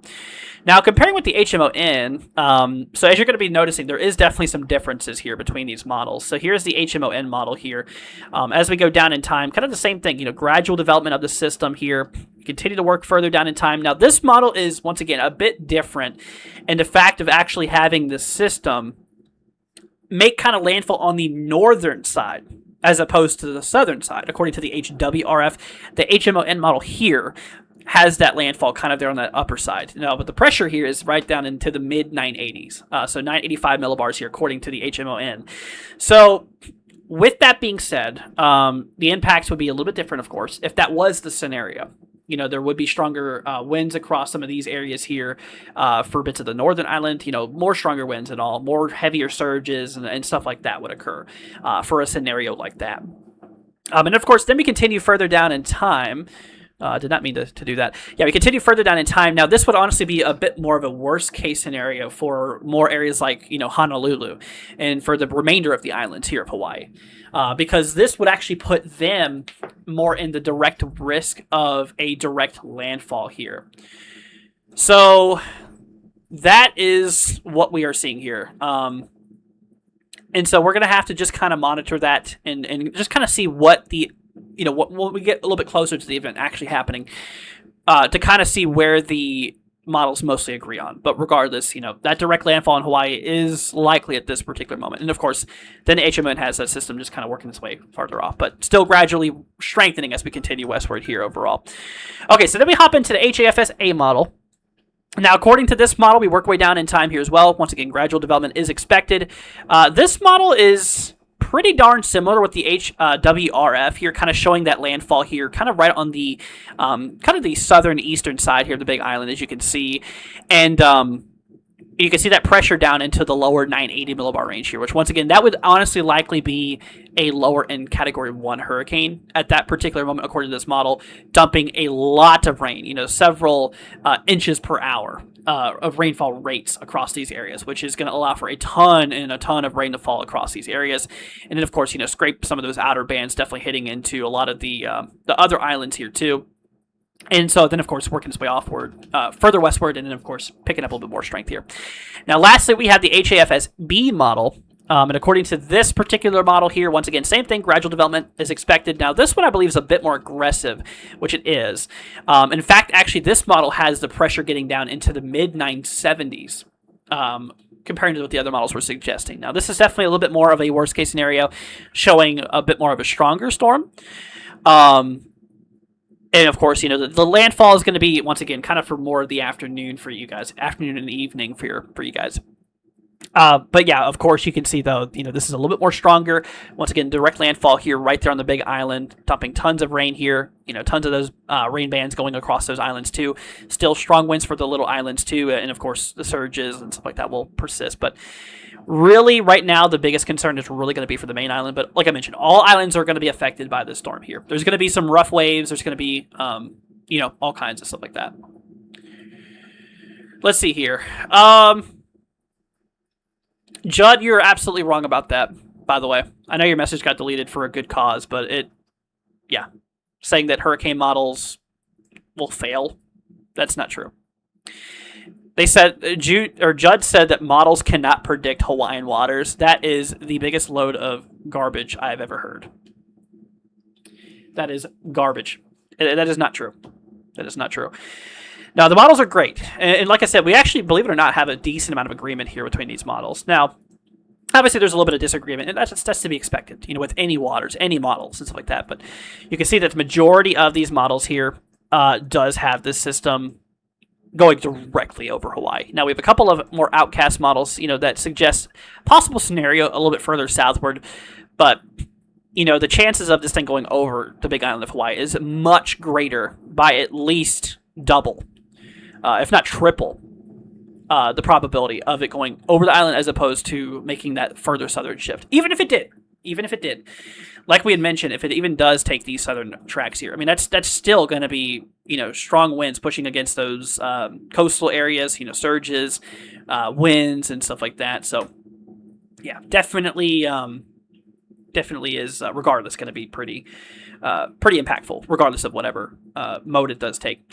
Now, once again, here's the hurricane models as far as the spaghetti models that we just looked at, but in form of the strength here. Now, like we mentioned, the models are still a little bit iffy as far as the strength here, but I'm really believing that we're going to be kind of in this territory. As far as the landfall, we're going to be either upper tropical storm or lower end hurricane. I think, honestly, lower end hurricane is more likely than upper tropical storm right now. Now, Hurricane Center with the latest update has this thing at 70 sustained at landfall, which is 5 mile an hour short from a Category 1.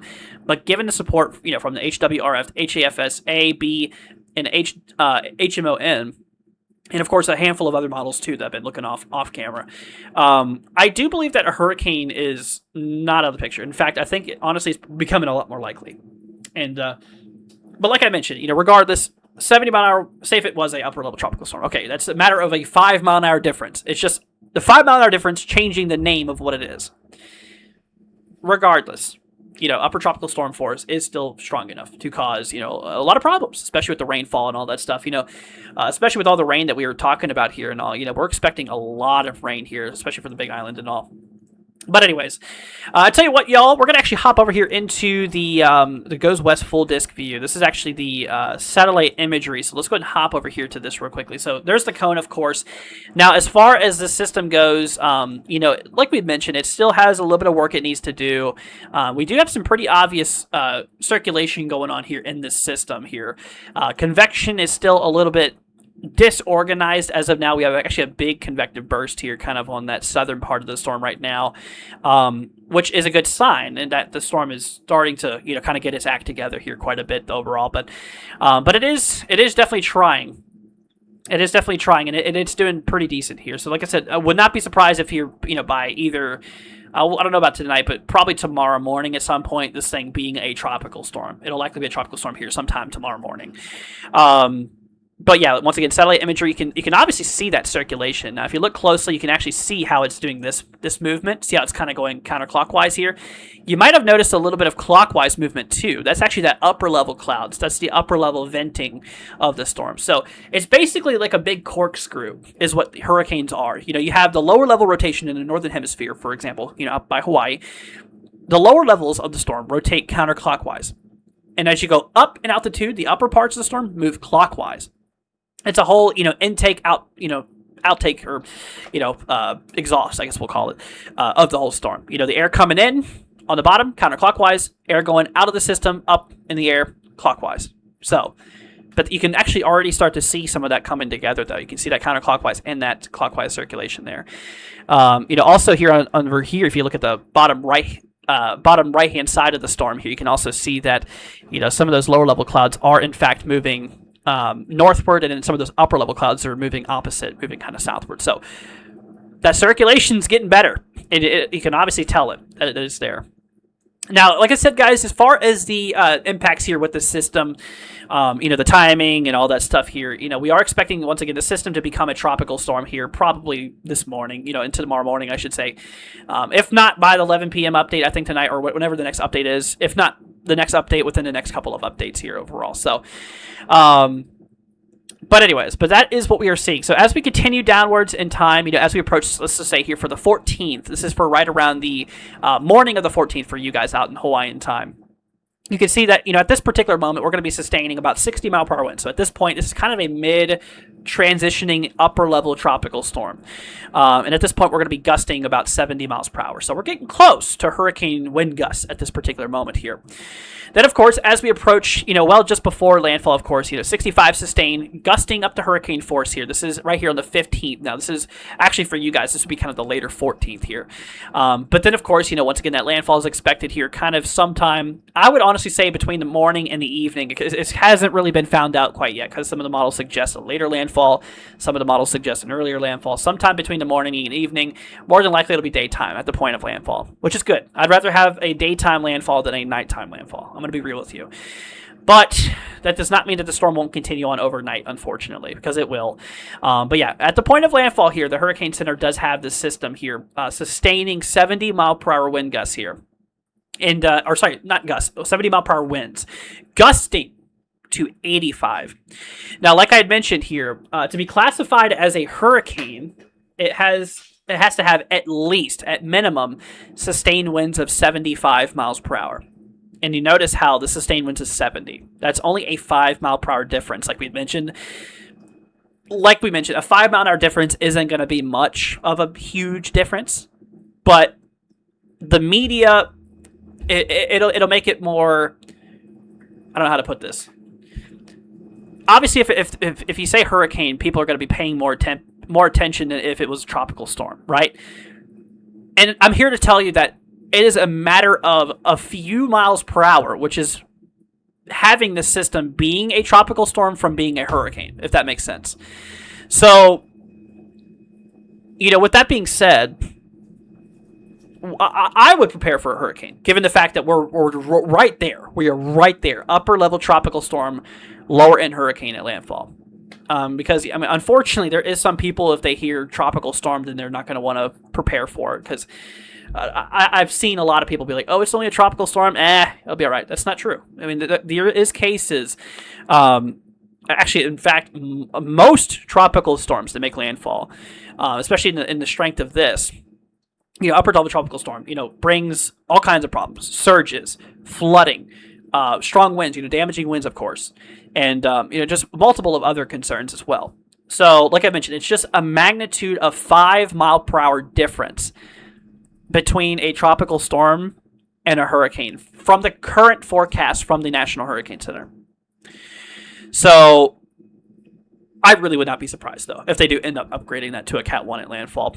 And like I said, anything above Cat 1 as of right now, I find very unlikely, because I haven't seen any guidance or much guidance of the system going into Category 2 strength.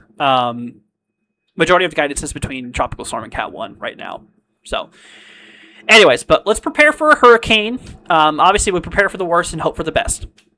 But yeah, I would prepare for a hurricane, of course. And, we'll need you guys to just make sure you have all of your stuff together. If you have food and water, or make sure you have enough food and water to last you at least a couple of weeks here, just to be safe. And of course, if you have, portable chargers, make sure they're charged just before the system happens or before it hits. Make sure you have enough gas in your car, generators if you use them. Let's see here. Important documents together just in case, Honestly, a good idea to have cash on hand too. Carry money. It's a great idea to have cash on hand. Because, with the power being out, if you need to make transactions and stuff like that, you wouldn't have to rely on your credit card or your debit card or anything like that, because those systems would probably be down. So having cash is a very good idea too. So maybe run by the bank, That's what I would recommend personally. If I was in that situation, that's what I would do, for you guys to prepare for the system. Absolutely. Anyways, let's see here.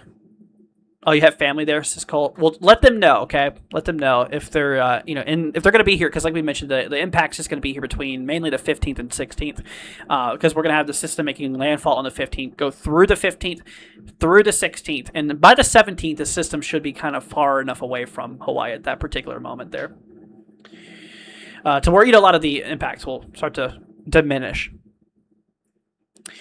But anyways, so that's what we're seeing here, guys. So that is what we are seeing with this particular system. Now, let's hop on back over here, y'all. I do actually want to go ahead and bring up the ensembles real quick. This is actually something we haven't quite done. I do want to zoom out a little bit. Yeah, so as far as we go into, potential tropical cyclone 1 here. So this is kind of what the ensemble suggests. This is just basically more guidance. Now, this is actually a really interesting take here. The 18 Zulu of the GEFS set of ensembles. Now, this is one model, of course, with multiple members. You can see that only a few of them have it going directly over Hawaii. But as we remember looking at the main hurricane models, in which those are the ones we should trust more, have the system going, once again, directly over Hawaii, as opposed to some of these ensembles having it going further south, which that is it's a take. Once again, it is one model opinion here. So as far as that goes. Now, here's another model here. Now, this is the EPS ensembles having the system, still slightly going just south of Hawaii for the most part, but still, several of the ensembles here, going directly over Hawaii. But remember, once again, this is just a couple of models here, but the majority of the main hurricane models here, once again, does have this system, going directly over Hawaii. There's a couple that go a little bit further south, but like we mentioned here, I mean, even if it did take the best case scenario and go a lot further south, I mean, there is still going to be some of those strong winds pushing up against the coast, causing coastal flooding, heavy rains and stuff like that to occur here too. Let's see, Bloomer, thank you for the Uncle Alert, friend. I appreciate you. Also, I just got a CashApp donation from Renita, coming in with a $10 CashApp donation. Thank you so much, friend. Oh my goodness, that is super sweet. That helps me out a ton. You do not believe how much that helps me out. Thank you so much, friend.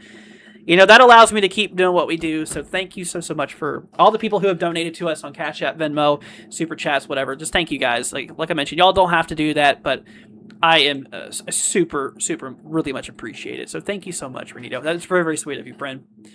Thank you, thank you. Just text them the links to the channel. Hopefully they join. Need the latest info from you. Thank you, Cole. I appreciate that, friend. I really do appreciate it. And like I said, we'll be doing a lot of updates here with that system, or with the system, so we're going to make sure to keep you guys in a loop here with everything. We're going to be giving you guys multiple updates. Obviously we went live this evening. We made a video earlier about it today. From here on out, I'm going to at least try to do 2 streams per day, updating you guys in the system. When I wake up, just before I wake up, or just before I wake up, how am I going to do that? To go streaming just before I wake up? No, after I wake up. Go live for you guys, give you guys an update here, which will probably be sometime in the afternoon, morning for you guys. And then, of course, before I go to bed, then I'll do another one for you guys here as well. Okay. Anyways, but that's that, y'all. Let's head on back over here, though, to the models and all that fun stuff here. So let's actually take a look back over here at some of these models. Let's see HWRF here. We have the 18 Zulu run. Actually, I want to compare this with the 12 Zulus. This is the previous run. Before the latest run that we have here, the HWRF model. So as we go down in time, according to the HWRF, so this is the 12 Zulu run, HWRF definitely, honestly, still kind of in a similar type of scenario as what the current HWRF suggests. So this is 2 models back. So you had the current one and the one before the current one. This is what we're looking at now from the HWRF. Showing that, pressure down to right around 983 at landfall, direct landfall kind of for the eastern side of the Big Island here. And then, of course, the latest one actually having that system a little bit further ahead. The latest one actually has it a bit stronger. So HWRF looks like it is trending stronger, of a stronger storm, as opposed to the previous run before that. Now, let me compare that with HMON here. HMON is a different model. Now, this was the scenario from HMON that actually had that system actually kind of going north of the Big Island of Hawaii, kind of. But still, once again, those winds are going to be battering the coast there. Of course, the surges and the strong winds and all that would still be there. Heavy rain and all that stuff. But this does have it just a tad bit further north, comparing to like the majority of the other models here, you can see. Then, of course, that puts, the other islands in that direct risk of, direct landfall and all that stuff as it rolls through. So that's according to the 18 Zulu run of this model, the HMON. Let's backtrack to the 12 Zulu run. See where this model stands now. Actually, you know what? The 12 Zulu, which is really interesting. The 12 Zulu run actually has that system further north even than the latest one. So the latest run has that system a lot closer to, of course, the Big Island of Hawaii. And then, of course, the 12 Zulu we're looking at has the system kind of a little bit further north, which would be better for the Big Island, potentially worse for the little islands here. Because you guys get like directly involved in that in those strong winds there. You know what I'm saying? So yeah, that would be a little bit more of a bigger problem for more like western and central Hawaii as opposed to just the Big Island itself. You know what I'm saying? Then, of course, we go into the HAFSA model here with the latest 18 Zulu run here. Having that landfall very similar to the HWRF model here.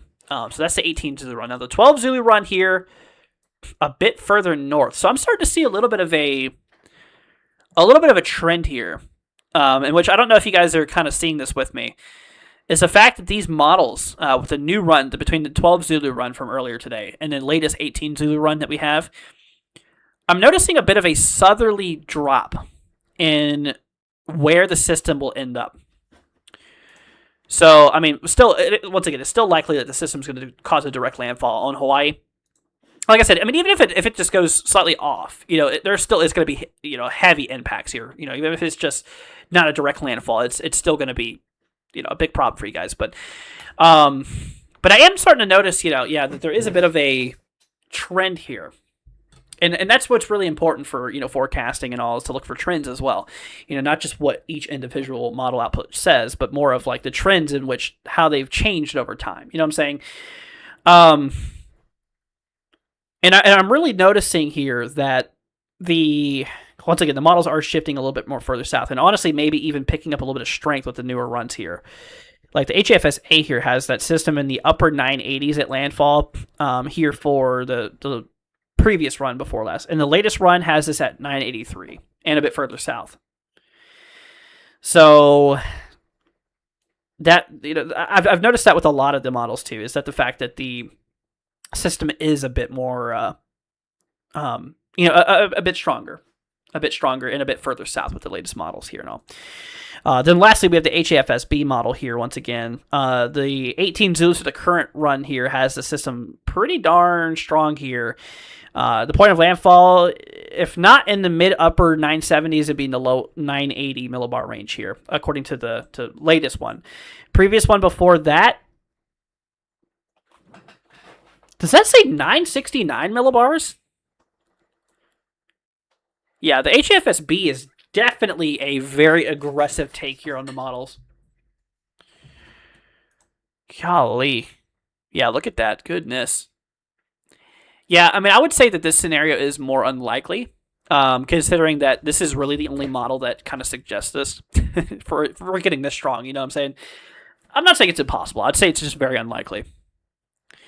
What's up, Hockey? Good to see you, friend. Saying, hey, it's been a sec. It sure has. Hopefully you're doing well, friend. Good to see ya. Good to see ya.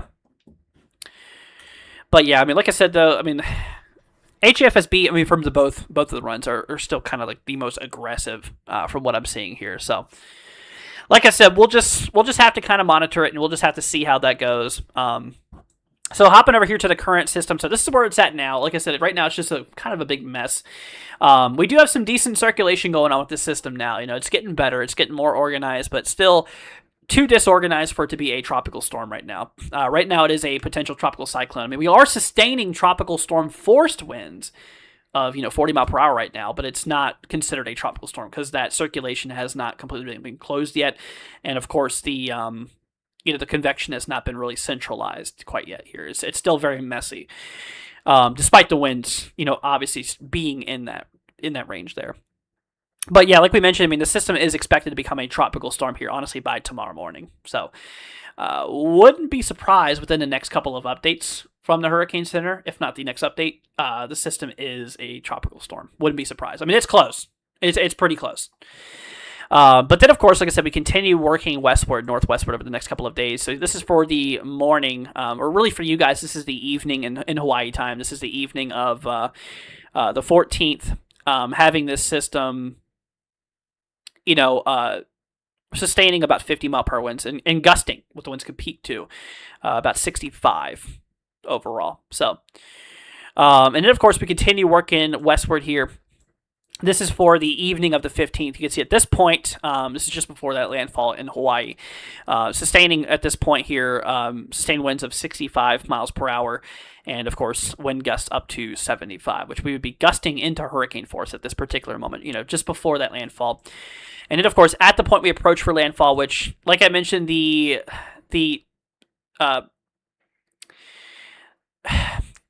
I mentioned, though, I mean, as far as the timing with the system is still kind of hard to say, given that some of the models have it earlier and later than others. Some of the models suggest, maybe a morning landfall. Some of them suggest maybe an afternoon or evening landfall. Timing is still a little bit iffy as far as, what we can exactly expect here as far as the timing. But regardless, it's going to be here for the 15th, in which we are going to be seeing those winds at the point of landfall here. I mean, likely sustaining 70 mile per hour winds, which, like I'd mentioned, for a hurricane, the minimum hurricane strength would be 75 sustained or greater. And this is forecasted to be 70 sustained, which is only 5 mile per hour short. So, like I had mentioned, it is definitely already really close to a Category 1 on the current forecast track. So, like I'd mentioned, just don't be surprised if you see this turn to a 1. Here shortly, of course, within the next couple of updates. Like I said, I'm honestly leaning more and more with the latest guidance and stuff, with the stronger support with the models and of course all that. So, we're gonna have to watch out for that. Let's see. Aloha from Pahoa. See, already getting windy a little bit. Well, stay safe out there, friend. Make sure that you are, staying weather aware and all that stuff. It's good to see you, though. Hopefully you're doing well, and I hope you stay safe during the storm here. Let's see here. See, Lala means Finn on a surfboard in Hawaii. Oh, really? Does it? That's actually really cool. Huh. I guess the more you know. That's awesome. Well, thanks for sharing that fact, friend. That's really cool. But yeah, so like I mentioned, at the point of landfall on the Big Island, which will be sometime, like I mentioned, between the morning and the afternoon, probably of the 15th, and sustaining 70 mile per hour, gusting 85 at landfall. Then, of course, we continue through the 15th into the 16th. Now, for the morning of the 16th here, for you guys here. The morning of the 16th, you can see that the system is expected to lose a bit of strength, of course, as it goes through the Big Island, because, it's gonna become a little bit more destabilized as it hits the island because of the geography and all, which, hurricanes don't like mountains very much because it severely disrupts their organization and all. But yeah, as we go into the 16th even, you can see that storm will just be kind of, just kind of south of the western islands here of Hawaii, in which, at this particular point, we'll be sustaining still about 65 mile per hour winds, which is still, considered a upper level tropical storm. And you can still see gusting in the 75 territory, which would still be gusting hurricane force at this point, according to the model here. And then, of course, then we go into the 17th here. Now, at this point, believe it or not, actually, it's supposed to pick up strength again. It is supposed to strengthen as it passes through Hawaii, but, we are seeing here, a bit of strength expected. But at this point, thankfully, here for the 17th, that's when the impacts of Hawaii would definitely really go down. Once again, it's mainly the 15th. Mainly the 15th and the 16th is the days that we have really got to watch out for you guys.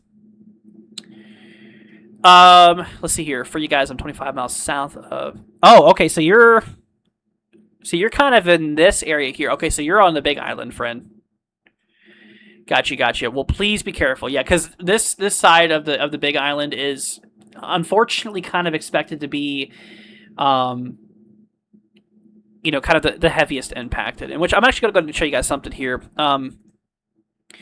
Do you guys... So out in Hawaii, I have a genuine question for you guys. Now, I know obviously Hawaii is a U.S. state, but do you guys use inches in Hawaii, or do y'all use like millimeters? Because I know there's a lot of places that use millimeters and all.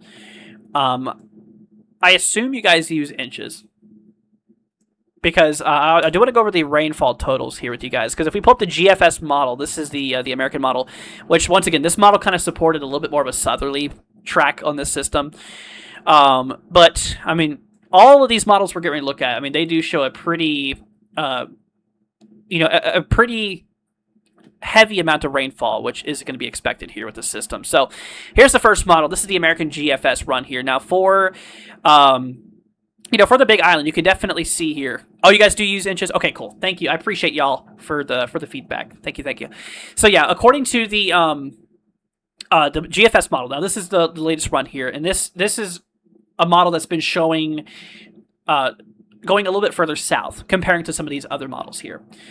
And now, according to the GFS, you can see that we could be picking up maybe 3 to 6 inches. Now, honestly, this is kind of one of the more lighter models, one of the more better scenarios as compared to some of these other models we're getting ready to look at here. But according to the GFS, the central eastern side of the Big Island could expect, about 3 to 6 inches or so. Now, for the rest of the island, up by like Honolulu and all, or for the other islands here, honestly, maybe up to an inch or two in some spots. Honolulu, according to this model, really not a whole much more than a half of an inch or so. Now, as far as we move into the Euro model, this is the European model, the ECMWF. Now, this model, as you're about to see, is definitely a bit more aggressive here as far as the rainfall totals go here. Now, you can see that we really have a heavy amount of rainfall here, especially for the eastern and southern sides here of the Big Island here, which, according to the European model, the latest one that we have here, they actually suggest that some areas could even see maybe up to a foot of rainfall.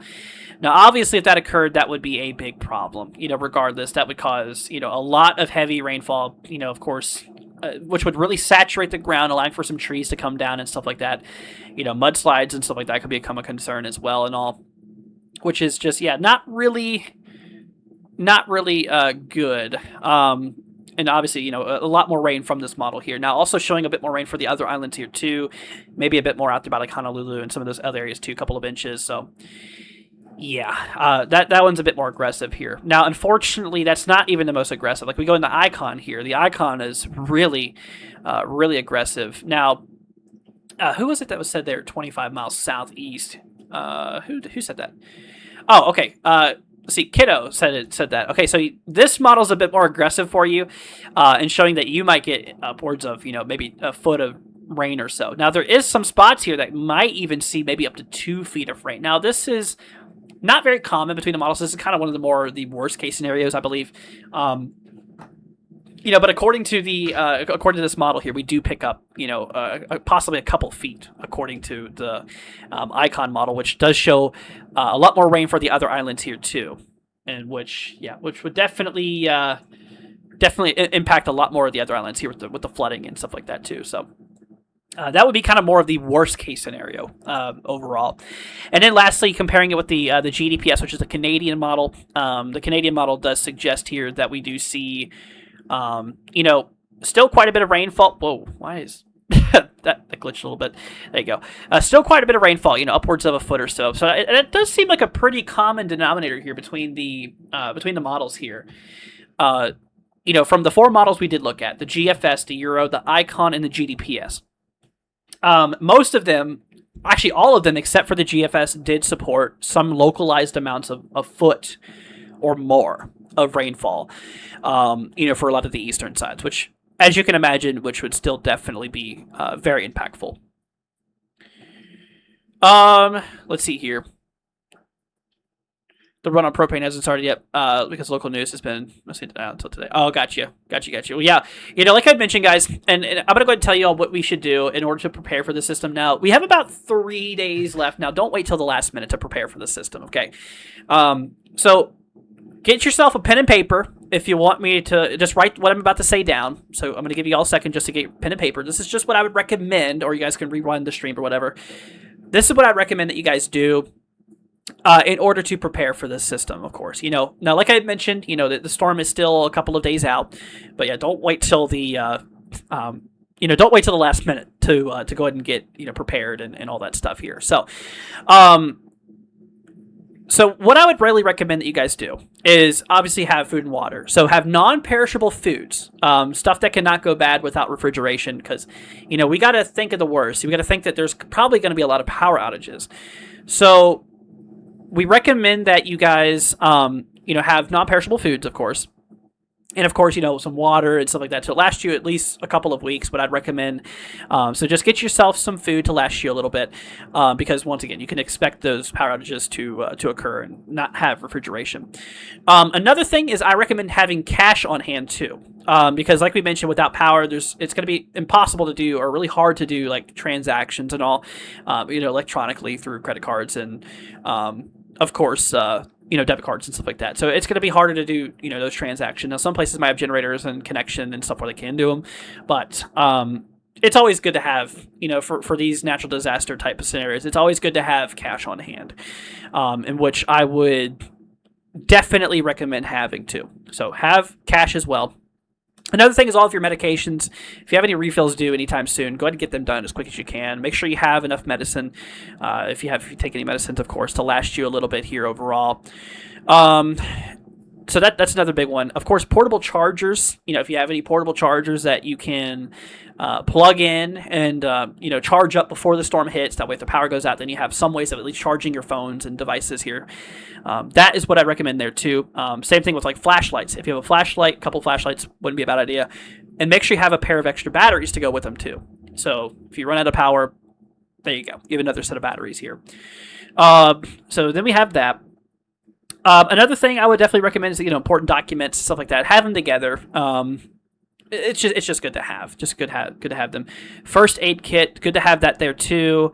Just making sure if there's any injuries, you can treat some wounds and stuff like that. If there's any injuries according or from the storm or just in general, that would be something to recommend have too. Trying to think here. That's a majority of it. That's a majority of what I definitely recommend. Oh, another thing is gas in your cars. Make sure you have enough gas in your vehicles. And if you have a generator, make sure that your generator has enough gas as well. Make sure you have some, enough reserves. In addition to, make sure that your generators are up to proper maintenance. Make sure they have good oil in them, not old, used oil. It would be good just to replace the oil if it hasn't been replaced in a couple of years. I mean, even if you haven't used it much, it's still good to replace the oil. if it's been sitting around for many, many years. So that is something that I want you to really prepare for. That's the majority of the stuff, and so that's what I want you guys to do. Once again, if you wanted to write all this down, you can rewind the live stream, go back to what we were talking about. That way you can write all that stuff down here. But I want you guys to have that done at least with 1 day to spare before the system hits. So I would recommend doing that tomorrow if you can, and if you cannot, do it at latest the day after tomorrow. And then, of course, after that point, then that was when we're getting right up to the event here. So, anyways, let's see. What's up, Michael? Good to see you, friend, here. Good to see you. Xavier says, what about Invest 94 and 92? There's a 94? Wait, is there an Invest 94 now? I didn't think there was. There's an Invest 92. You might in that other disturbance that we have out there. So it's a bit far-fetched to determine if they're going to be going into the Gulf. And honestly, those systems here in the Atlantic Basin are going to be running into a bit of wind shear from the way that it looks here, especially 92L. Like if we hop over here to the tropical weather outlook here real quickly. So yeah, this guy over here, disturbance 1, 80% chance of development in the next 2 days or 48 hours. Now, this system is going to be tracking over the Cabo Verde Island, or not Cabo Verde, sorry, the Lesser Antilles. Now, the Cabo Verde is these guys over here, sorry. I don't know why I said the Cabo Verde, but no, it's going to be going right over the Antilles and maybe near the Virgin Islands and all, which, some impacts is possible, but thankfully, we are going to have some strong wind shears. Like if I bring up our wind shear map here, you can see that, we do have a pretty strong tropical jet stream here, as you can kind of see. So there's your system. As you can kind of see here, as we work our way down in time. So our low would be right in here. But you can see that we have this really strong jet going across the waters here. And so as that low slips under that jet there, that's going to allow for the storm to basically get shredded apart. Because, tropical systems, they do not like winds. They do not like wind shear at all. That's not a part of the system itself. Obviously, there's strong winds and hurricanes and all, but they don't like wind shear. Winds opposing or forcing against them, that's not a part of those systems, though. So that's going to be a big limiting factor here. And so that system's going to be running into that. Now, the other system here, we're going to have to watch. I mean, there is definitely a possibility for this other system to develop here, too. There's a bit more agreement, and at least for the beginning of this next system behind it, to not have much wind shear. But we'll see what it does, because at that point we're getting a little bit further down in time here. Anyways, that's enough of that, though. Now, as far as the wind shear goes for this storm that's going to be going towards Hawaii, unfortunately, I mean, it doesn't look like there's going to be a whole lot of wind shear acting against it until really we get to the point of where we approach Hawaii. Because you can see, here's the GFS model, of course. That central low is right here. You can kind of see this bit of a jet stream kind of going over like this. It's kind of avoiding the storm itself. So, wind shear shouldn't really be too much of an issue for that system hitting Hawaii here. And then, of course, it's going to kind of slip under there and then be in a shearless environment where, it is expected to pick up more strength once it passes through Hawaii and all. Like, if we bring up the sea surface temperatures out here at this time as well, I mean, these waters are going to be very warm. Or actually, in fact, they are very warm out here. So let's see here. If I go ahead and load these, hopefully they'll actually load. Yeah, there you go. So, yeah, these waters out here are still, a good... 29, 28 degrees Celsius, which at bare minimum for tropical development, you want those sea surface temperatures 26 degrees Celsius or greater for tropical development. Now, remember, that's not the only thing that counts for tropical activity here. A shearless environment, moisture is also two of the most important things for tropical development here. But as far as the waters go out here for this system, I mean, it's just going to remain in very, very warm waters as it continues northwestward here. So all that's the waters is not going to be a problem. So like we had mentioned, there's not going to be much wind shear as it passes through Hawaii, in addition to the fact that these waters are pretty warm here. I mean, there's not going to be a whole lot that's going to be holding this thing back here. Let's see. My friend is from Puerto Rico, and they are finally getting some rain, which will help the water shortage. Well, that's good. Good that they're getting rain. Let's see here. Haley says, I hope the system isn't going to be bad for Hawaii. I mean, unfortunately, it is going to be very impactful for Hawaii, which is why it's important that we just need to prepare now and, just make sure that you guys are just staying weather aware and prepared. And like I mentioned, guys, if you haven't already, if it's too much to ask, if you guys could maybe consider subscribing, it is free, like we mentioned. That way you guys can stay on top of it and turn on that notification or the bell or whatever it is. That way, you guys can get notified when we do end up going live and all. And maybe if you guys consider sharing this stream to friends and family who's also in the area, that way I can keep you guys up to date. Just as many people as we can help out, the better. I mean, even if it's one person or, thousands of people I'm helping out, at least I'm helping somebody. So it means a lot. And I could, like I said, I'll do my best to keep you guys up to date. And I'm gonna be doing multiple streams, over the next several days, on this system for you guys. So we're really, really paying attention to you guys over here in Hawaii now. So that you guys are my main focus right now as far as the weather goes. So let's see here. Ponderosa, thank you so much for the star, friend. Appreciate you.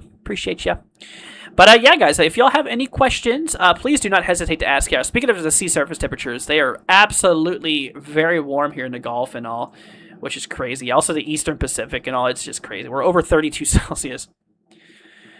Christy says, did I check the temperature tomorrow? I did not. Is it? I hear it's supposed to be pretty warm, though. Let me check on it real quickly. Let's do...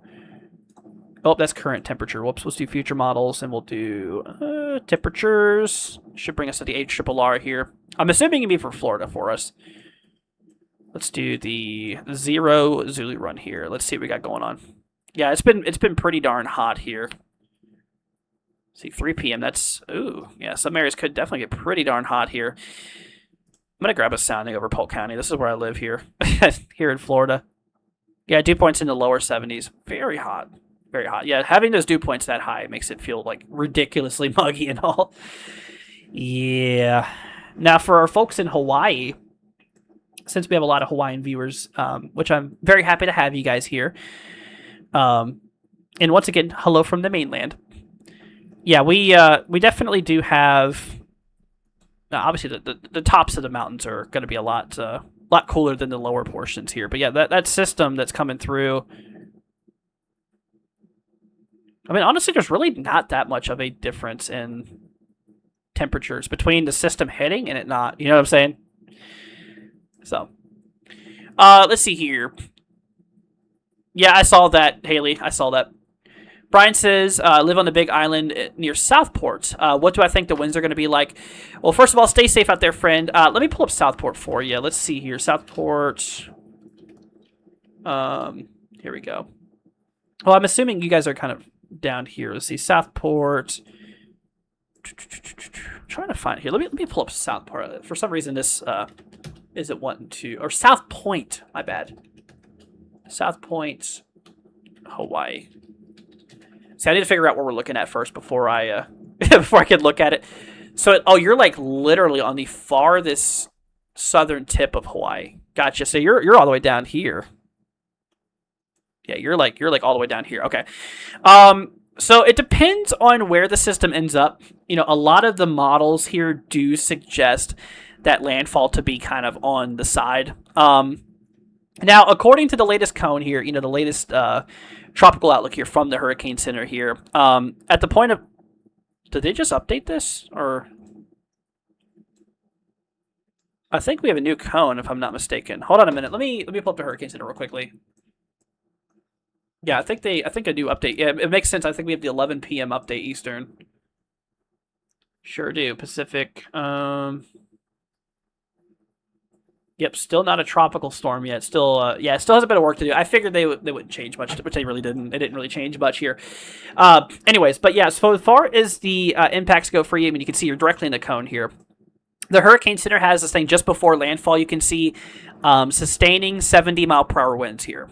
And so we do have that, in which we'll be gusting 85.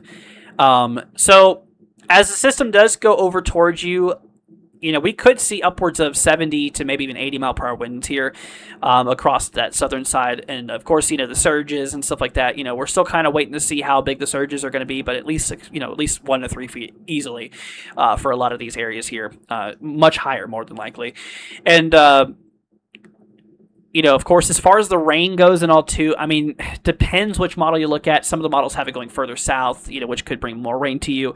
Some have it going further north, which would bring less rain to you and all.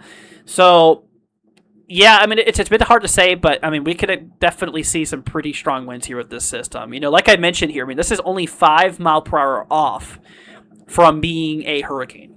Like I mentioned, it's just literally the difference of 5 miles per hour, which is changing this from a tropical storm to a hurricane.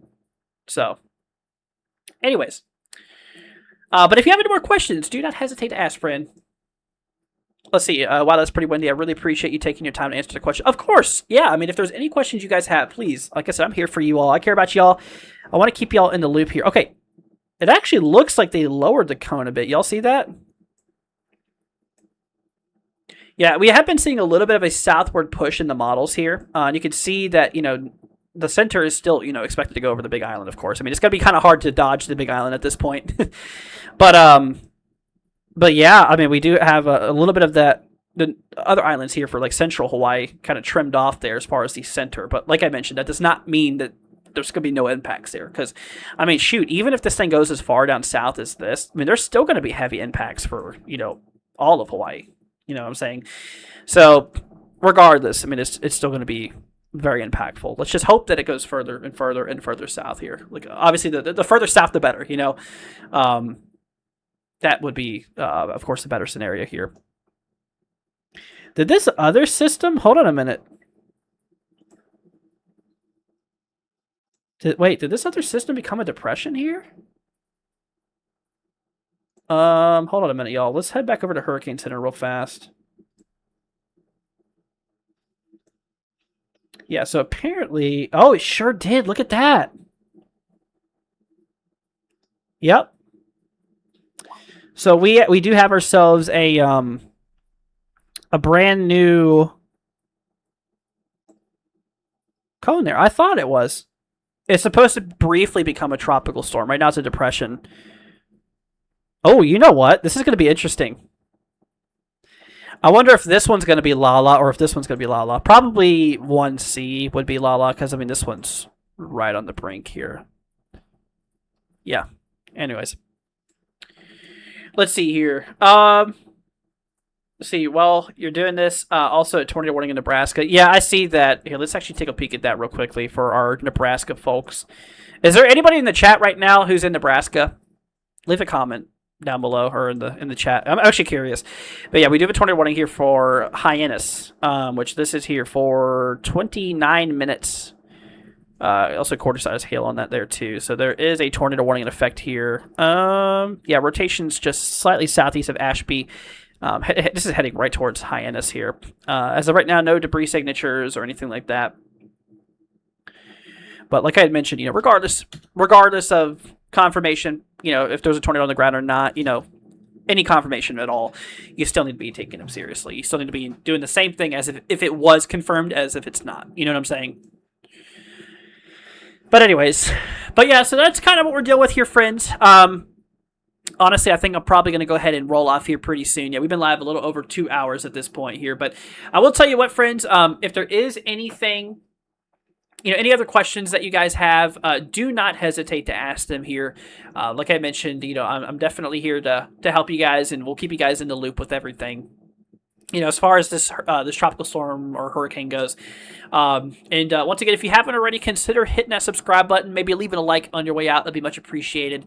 And once again, thank you so much for the people who have donated to us. It's greatly appreciated. Thank you all for the gifts and, the CashApp, Venmo donations or whatever. I really appreciate it, guys. And like I said, that helps me out a ton, helps keep me doing what I'm doing. So thank you for the people who have directly supported us that way. And I just want to go ahead and say once again, thank you so much for that.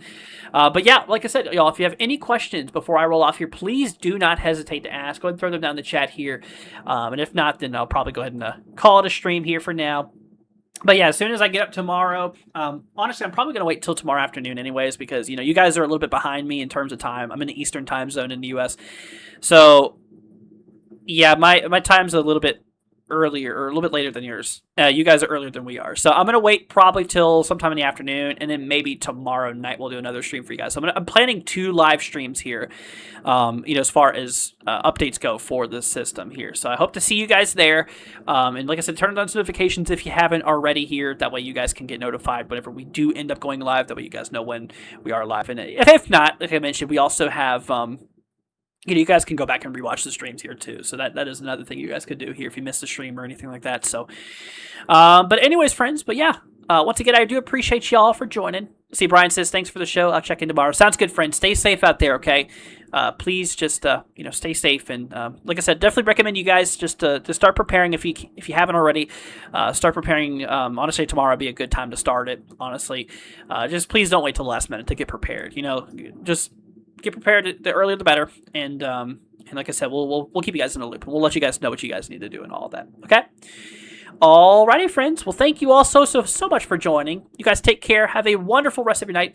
Haley says, "Am I gonna watch the meteor shower?" I am. I'm gonna try to. I'm very tired, so I don't know. I'm gonna try to stay up, and I'm gonna try to do that. But anyways, alrighty, guys. Well, thank you all so much for joining. You guys take care. Have a wonderful rest of your day. You guys take care, and we'll see you guys here in the next one. All right, everybody. Peace out. Y'all take care. Have a wonderful rest of your day, and we'll see you guys. What the heck? Oh my goodness! Oh my gosh, Christy coming in with $100 super chat. No way, dude. Right as I was about to head off. Oh my gosh. Christy, I'm going to make a special post just to thank you later on. That was a part of the goal that we had here. That I'm going to give you a big shout out on our community feed. I'm doing that. I'm going to do that after the stream. Oh my goodness, Christy. Thank you so much, friend. That is so sweet of you for the $100. That is unbelievable. Not so tired. I know, right? Oh boy, that woke me up. Holy cow. Oh my gosh, Christy. Thank you so much, friend. You just made my night. You really did. Thank you so much, friend. Thank you so much. And Christy, if there's anything I can do for you, please do not hesitate to ask. That is just really sweet of you, friend. Thank you so much. Oh my goodness.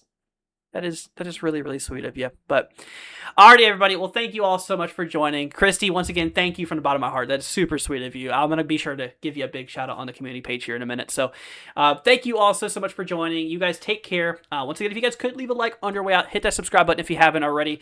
It'll be much appreciated. And alrighty, friends. Thanks for joining. Y'all take care. See, my pleasure. Go to bed. Yeah, I probably will here pretty soon. Alright, you guys. Thank you all for joining. Christy, once again, thank you so much. Thank you, everybody. Really appreciate it. And we'll see you guys here in the next one. Peace out, my friends. See ya. Later out.